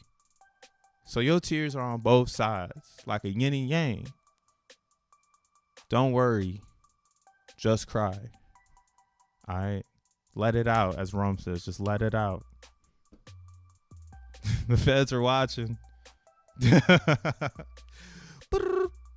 Some know. Hey, I mean, if you want to get super religious with the GPT, man, that's experimental in itself. Actually, if you're passionate in that, I would recommend you do some dive in there. There might be a little bit of discovery in that. Just me being positive, because I'm sure that it's gonna have a perception of whatever anybody wants to put in it. So if someone feels like they actually know the truth, then that's what making a parameter set in GPT would be for yourself. Like, this is my truth, you know? So I would encourage, learning how to do that. You need not a supercomputer, but right now is a good time to try it out while GPU cost is low. Because when GPUs start to be really expensive, it's going to be hard to experiment with like documenting a lot of content. Because let's say it takes like 20 days and you need a high performance GPU, and 20 days costs like $500 to make like a parameter set or something, or $1,000 to make like a parameter set. That's the next part of the industry. And that's again why Elon and everybody wants it to stay open, because we're not there yet. We're not, I don't even think we're there yet too. And especially if we're saying $7 trillion, like that's it. United States is $34 trillion in debt. Do you mean to tell me Mother AGI is not more than the amount of debt we have as a country? You're dumb. We need to get this to at least a humanistic number of like 50 trillion. Then people will be like, whoa, 50 trillion. That's a whole different life. So yeah, it's got all this parameter of life inside of it. But again, it would need, a lot of innovators, people to train it. It's only been around for 7 years, so it's going to take a while before there's a ton of parameter sets. Nah, I don't know.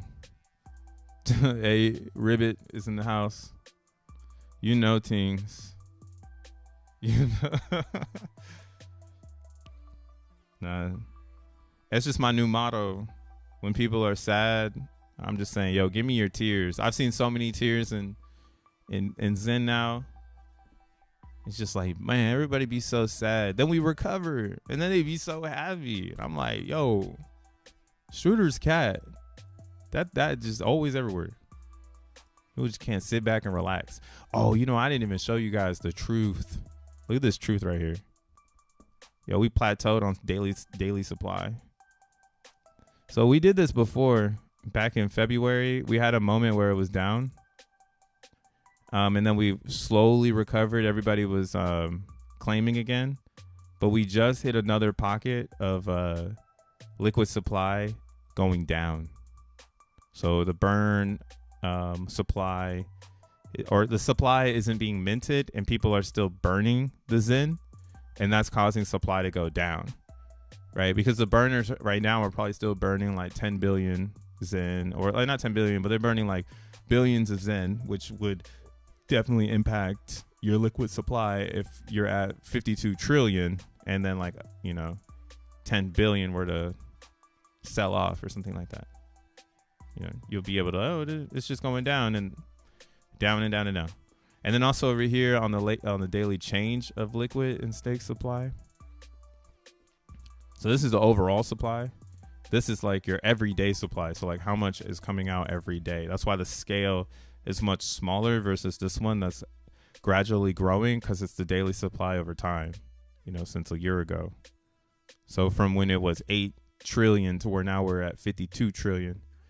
So over here on this one, you can slide the scale down and you can see how much daily Zen is kind of being created.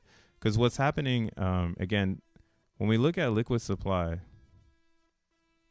is everyday Zen. So every day there's going to be some new Zen that comes out. And you can use this chart to see, how much is coming out. And that's why this is in billions. So 548 billion showed up on March 2nd, right? And then we have here on March 5th, 198. So from 548 to 198.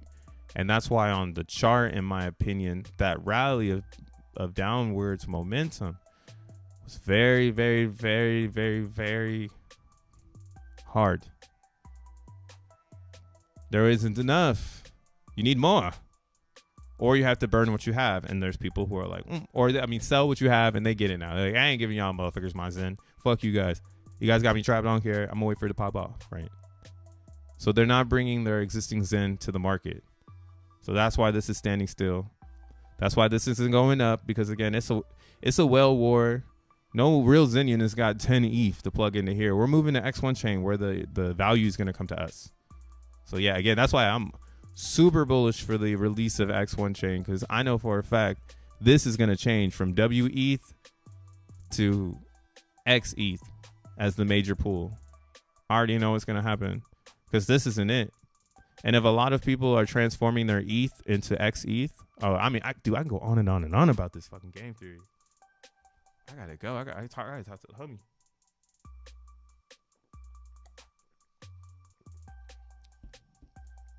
I sold my Zen bag before the pump. Then I bought and it dumped. I might sell again.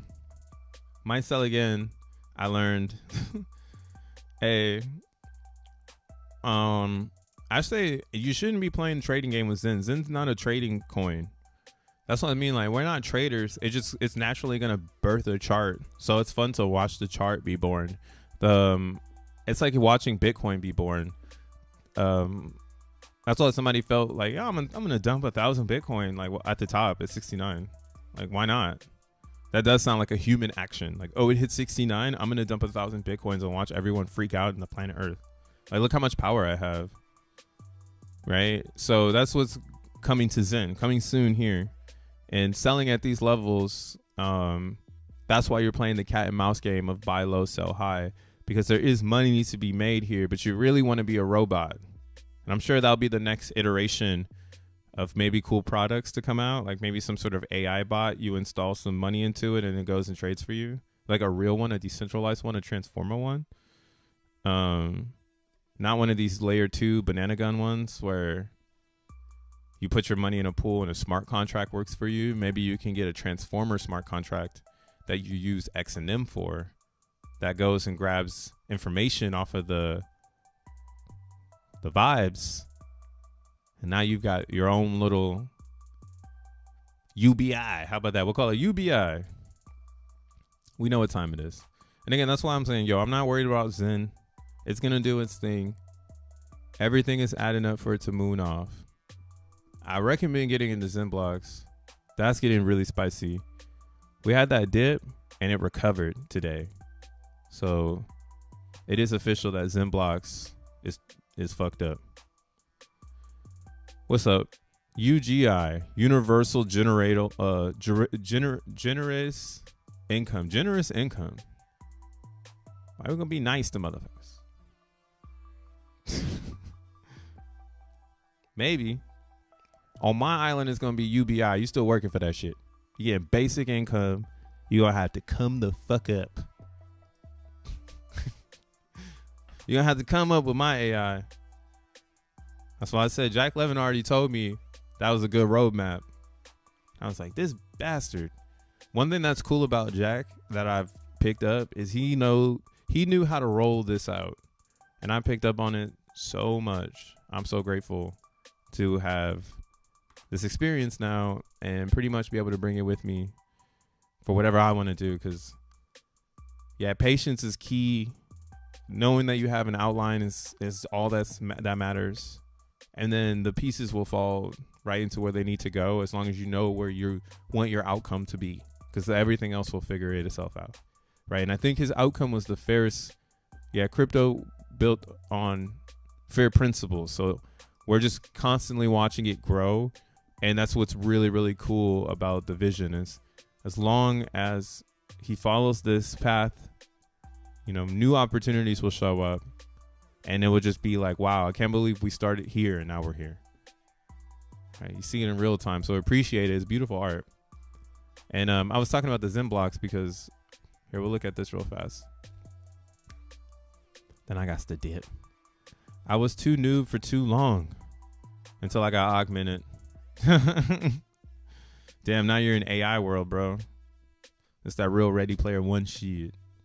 So look at this right here, man. This is epic. We had a giant, like it was like slowly the difficulty was going down. Like somebody was turning off their power, right? Every single day. And then just today, we are rebounding.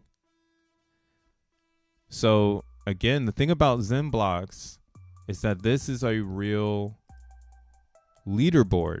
There are people here who's saying, you know what, dude, I'm not okay with where I am. I want to go to the next zone, right? I used to be like that too. I was okay with 100 or with 10,000 blocks. I was like, I'm going to stop at 10,000. Now look at me. I'm way too many blocks in. And what I've realized now that I keep going and I'm climbing the ladder, and again, if you want to join XENblocks, just use my guide down below in my link. There's a video attached to it. You'll be able to watch and go side by side to get started here. But I'm currently, oh damn, I moved up 2 spaces. Awesome. Yeah, I was at the start of the stream 173, but now I'm 170. And the reason for this is because what I'm noticing, so you'll see here, I only have 20 super blocks. And I started GPU mining the first day it started. And I am under the impression that the reason why it was so hard for me to get up, because for a second I was stuck down here at 88, 188, 189 for like a whole month. I didn't move. As soon as this dip happened a couple weeks ago, I was like, okay, I'm going to turn up my miners a little bit, because I had a consistent mine going where I just had one instance running. So I started to turn it up a little bit and turn up some more, turn up some more, turn some more. And like, I started climbing because this was going down, and it put me under this impression that, oh, whoever is turning off their hash power must have been above me, because now I'm catching up to everybody else and they were pushing everyone down. Right. So that's like the thing. When difficulty goes up, this is your opportunity to climb the leaderboard, because once it starts to go up again, the leaderboard is going to become sound, and unless you add more difficulty to the network, you're going to get stuck in the same place. So it's always important to take advantage of a dip in difficulty, because that means someone on top of you. And this is if you've noticed this, right? You've been in the pool, you've been mining, and you notice you've been stuck. As soon as you start moving up and the difficulty's going down, you need to fucking fire it off. Like, I got to put a bunch of hash behind this shit. We got to go up. Because that's the signal. Someone above you has turned it off. And then now what I'm seeing is the people who were above me were CPU miners. They had to be, because I only have 20. So, and I started GPU mining from day one.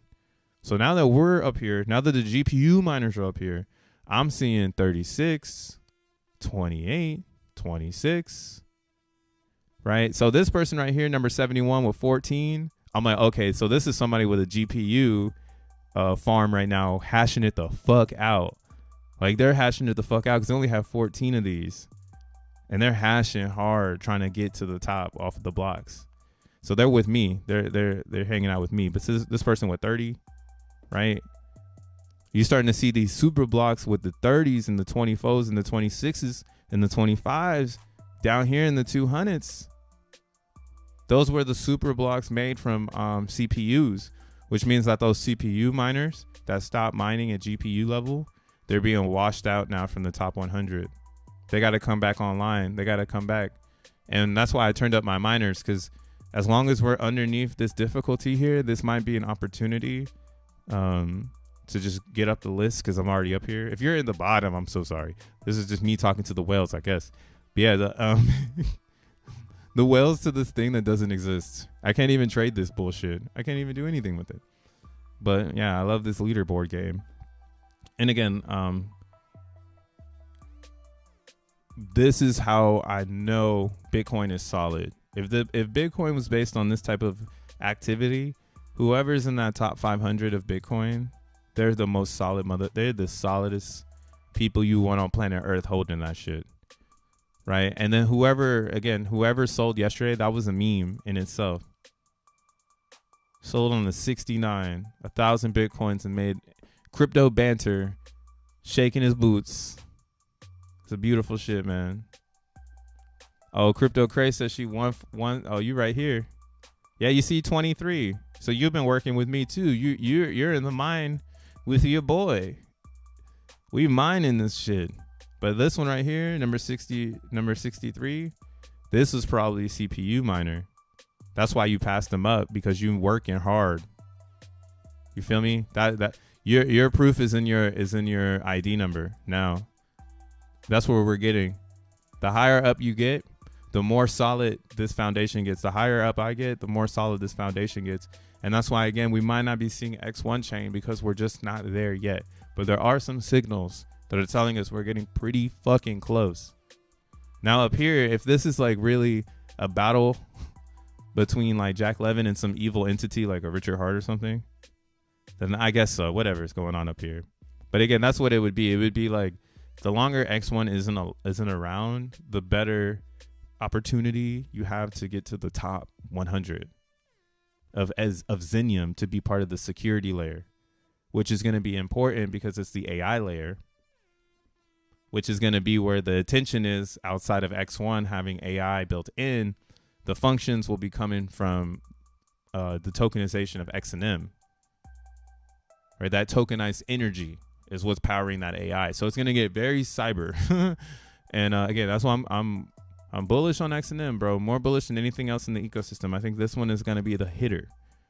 Everybody's looking at Zen. Everyone's looking at XN, and they're just getting further and further behind. We have another confirmation to confirm y'all are behind. Why is Crypto Bro ahead of you? I'm a nobody.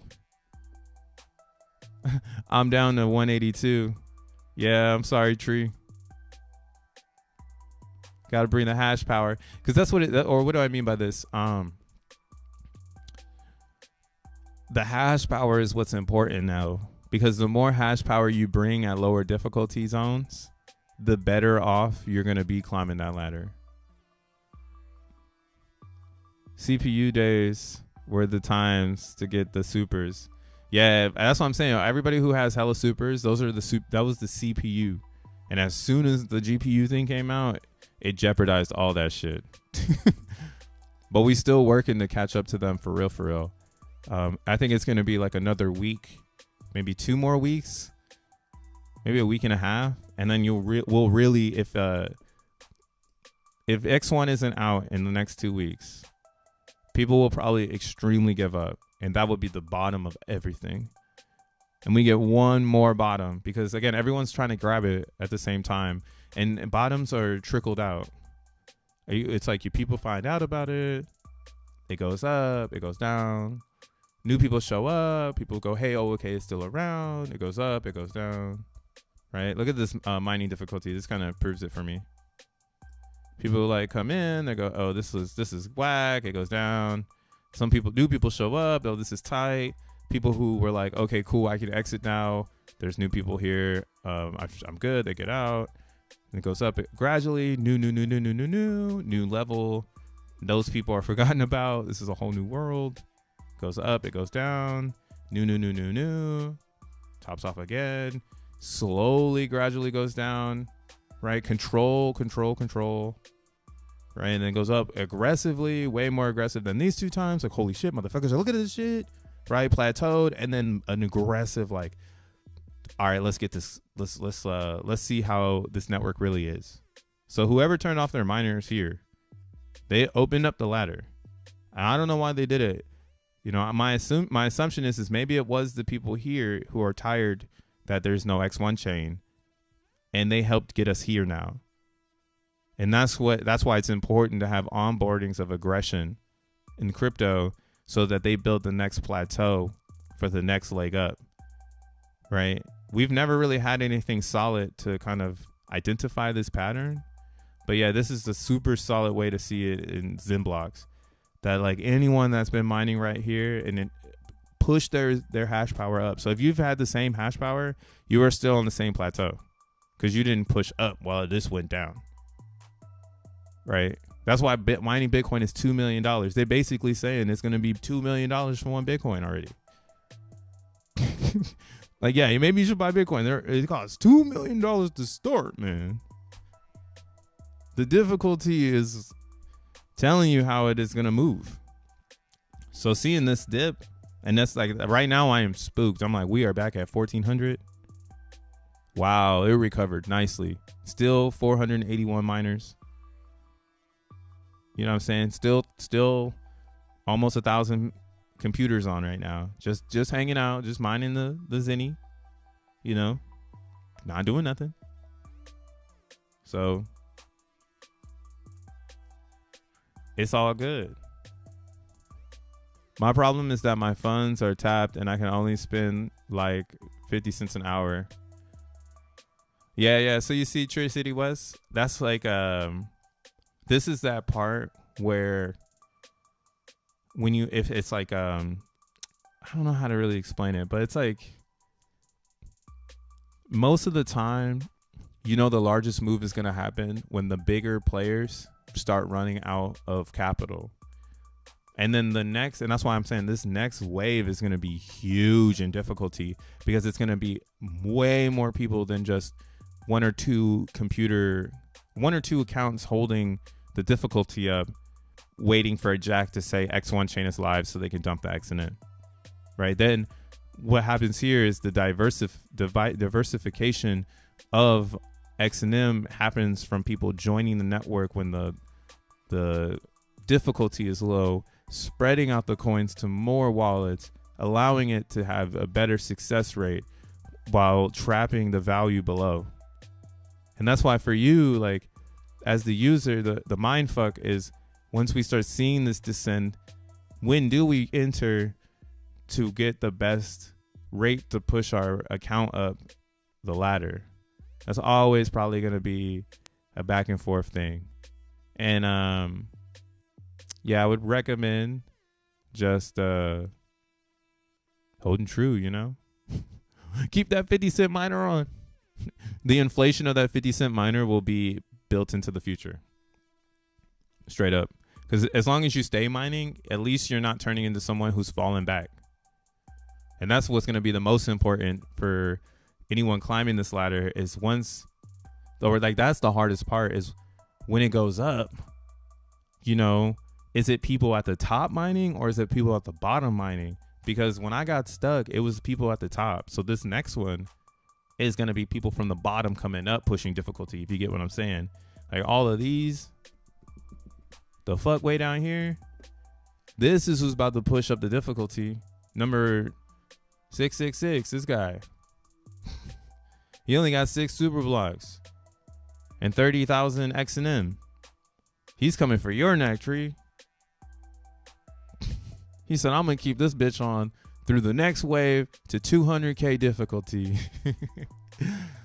And that's what I think is special about what we got going on. We at the top, we solidify our space by staying active in the community and just continue to provide value. No one can come through and take our coins from us, which is really cool.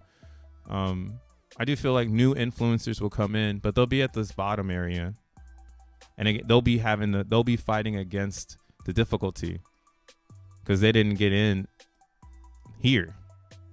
Damn, look at that. That's crazy. Or even back here, but that's what I'm saying. This dip here under 100K that last time, this right here, this uptick was new users and the redistribution of the coins. That's why it was a spike.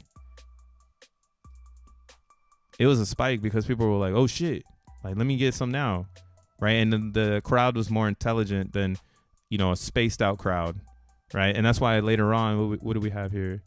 The 13th. Yeah, so a month later, everyone kept their miners on the new crowd.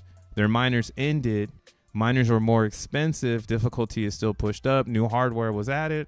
It kept its equilibrium, and now we're turning around because it doesn't matter about your miner ending. Someone else will buy a bigger miner and continue going because they're at their moment. They're at their zero, their point of infinity. Right. And then this is why, again, this is becoming an extremely decentralized asset right now because this CPU crowd from September, we are catching them right here. This is the moment we catch you back here because you stopped right here when GPU shot off. You locked in all your value and look at all of those coins that were mined since the last time you were here. I've seen a couple people be like, this was the best era of XENblocks. I kind of chuckled a little bit because I was like, damn, it was a really good era. But I don't like getting left in the dust. So then I look at it that perspective of like, wow, those people got left in the dust, and you know, how many more people are going to get left in the dust because they think GPU is too much, and then ASICs show up, and then the difficulty just like just goes and you're like, whoa, what the fuck? I thought this was ASIC resistant. And it's like, yeah, it was. And somebody built a $3 million ASIC. I don't know why they did it. They did it. They just figured it out. I don't know why they did it. Go ask them. Why'd you do this? Why did you build this ASIC? You know, we were joking about it before, but XNM is the proof of work AI coin, and there ain't no proof of work AI coins. Let me talk. All right, hold on.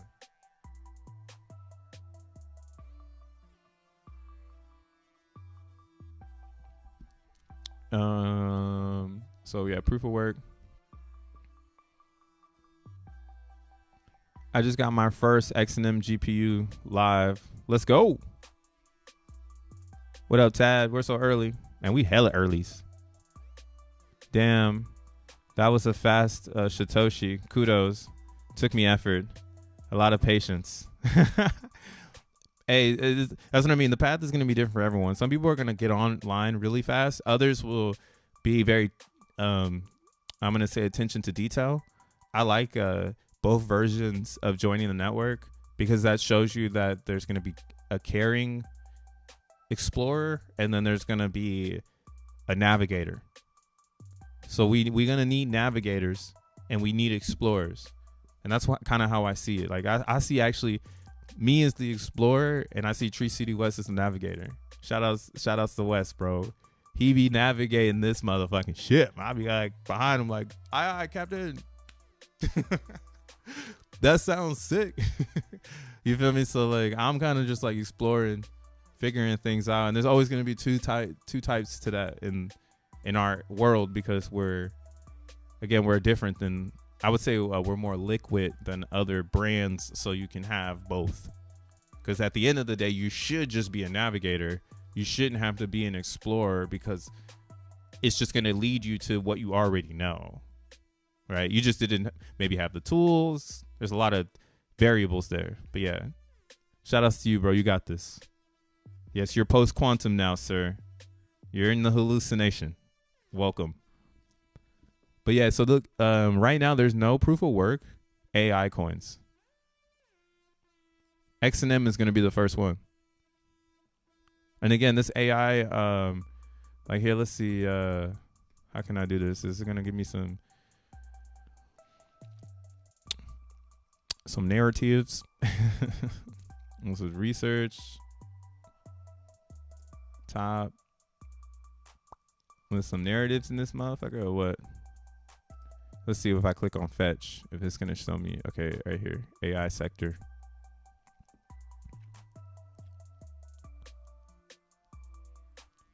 So I don't know how internet computer is considered AI, but whatever. The graph is considered AI. All right. I could see it being that way.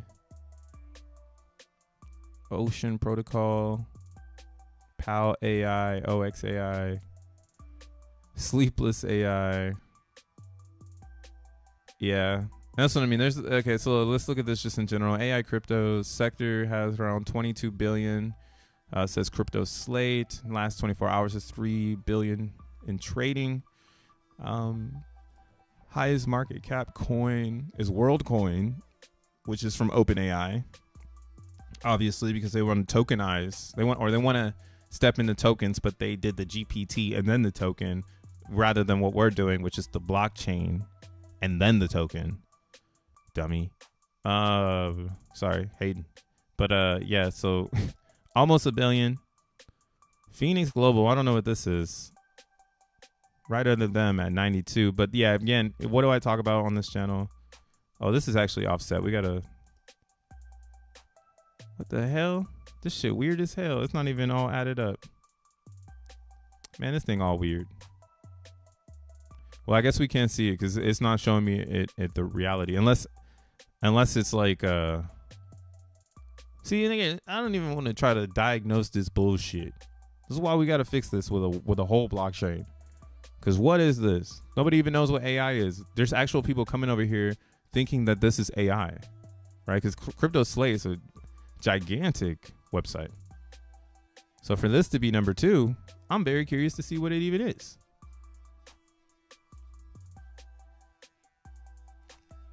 Oh man, look at this bogus ass website. Already bogus. AI on demand, user developer third party, API, Skynet, AI, elastic compute infrastructure, smart auto scaling routing protocol. Oh, this is on Cosmos. Okay, and it's leveraging the helium. So it's leveraging helium. So helium technically is what this is for. So it's helium named Phoenix using AI.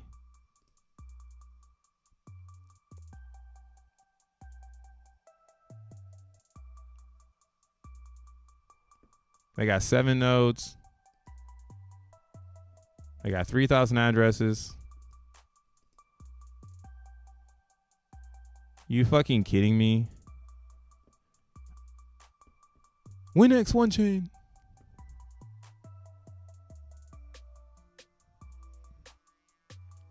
They're already pigeonholing themselves to a very niche market. Yo, for real.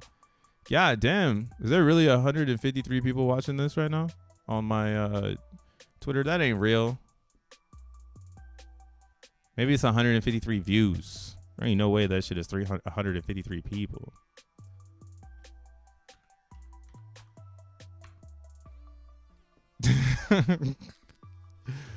What the fuck? Hey, shout outs to whoever's botting me. I don't know. Get my numbers up. But yeah, let's see here. 65K decentralized AI elastic compute infrastructure. Wow, elastic. They really thought that was gonna make people horny. Auto scaling network for AI and deep learning. So you see what I mean? Like, we're so early in this narrative of AI that technically people are just shilling what is available to shill. And that's kind of why it's not, or there's an open market for someone to step in and be like, what's up, bitches? I'm here now, right? And that's kind of why I like what we have going on in Zen world, because all of these things that are up here, right? Internet computer, 6 billion, BitTensor, 4 billion, right? The graph, 2 billion, Fetch AI, 1 billion, Signalarity Net. This is the oldest coin out, boy, and it still has $1 billion. So again, there's not a proof of work AI coin.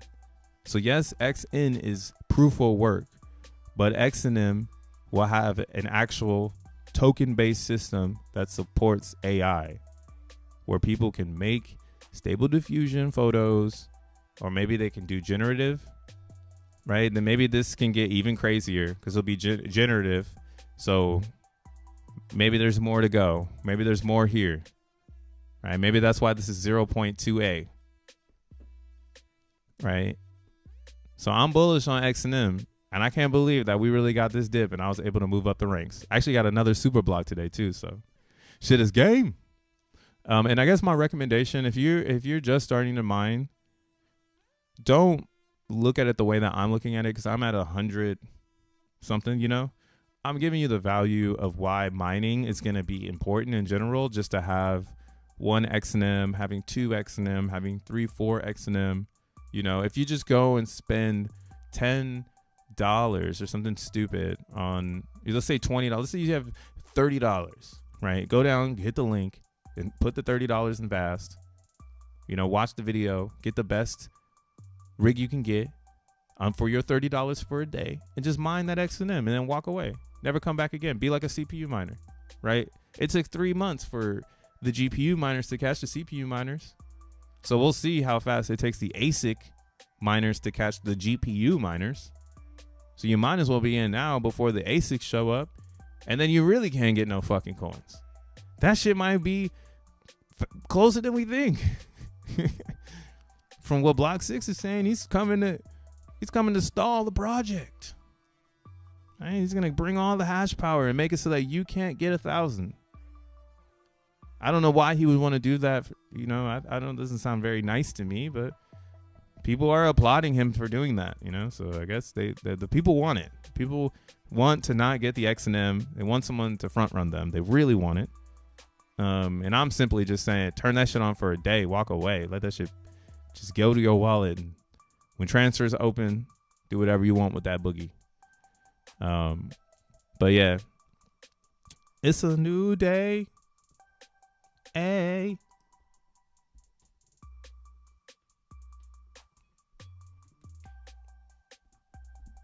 Turn on this phone here. Bitch is dying. But yeah, man. This your boy Crypto Bruh. It's Wednesday. I've been streaming for an hour or 2 hours. Damn, another long stream. You know, hey, congratulations. Get them while you can. I'm gonna turn into an AI once Zen starts to moon. I'm gonna turn into an AI and won't be able to facilitate these YouTubes no more. So get it while you can. Because we here for today.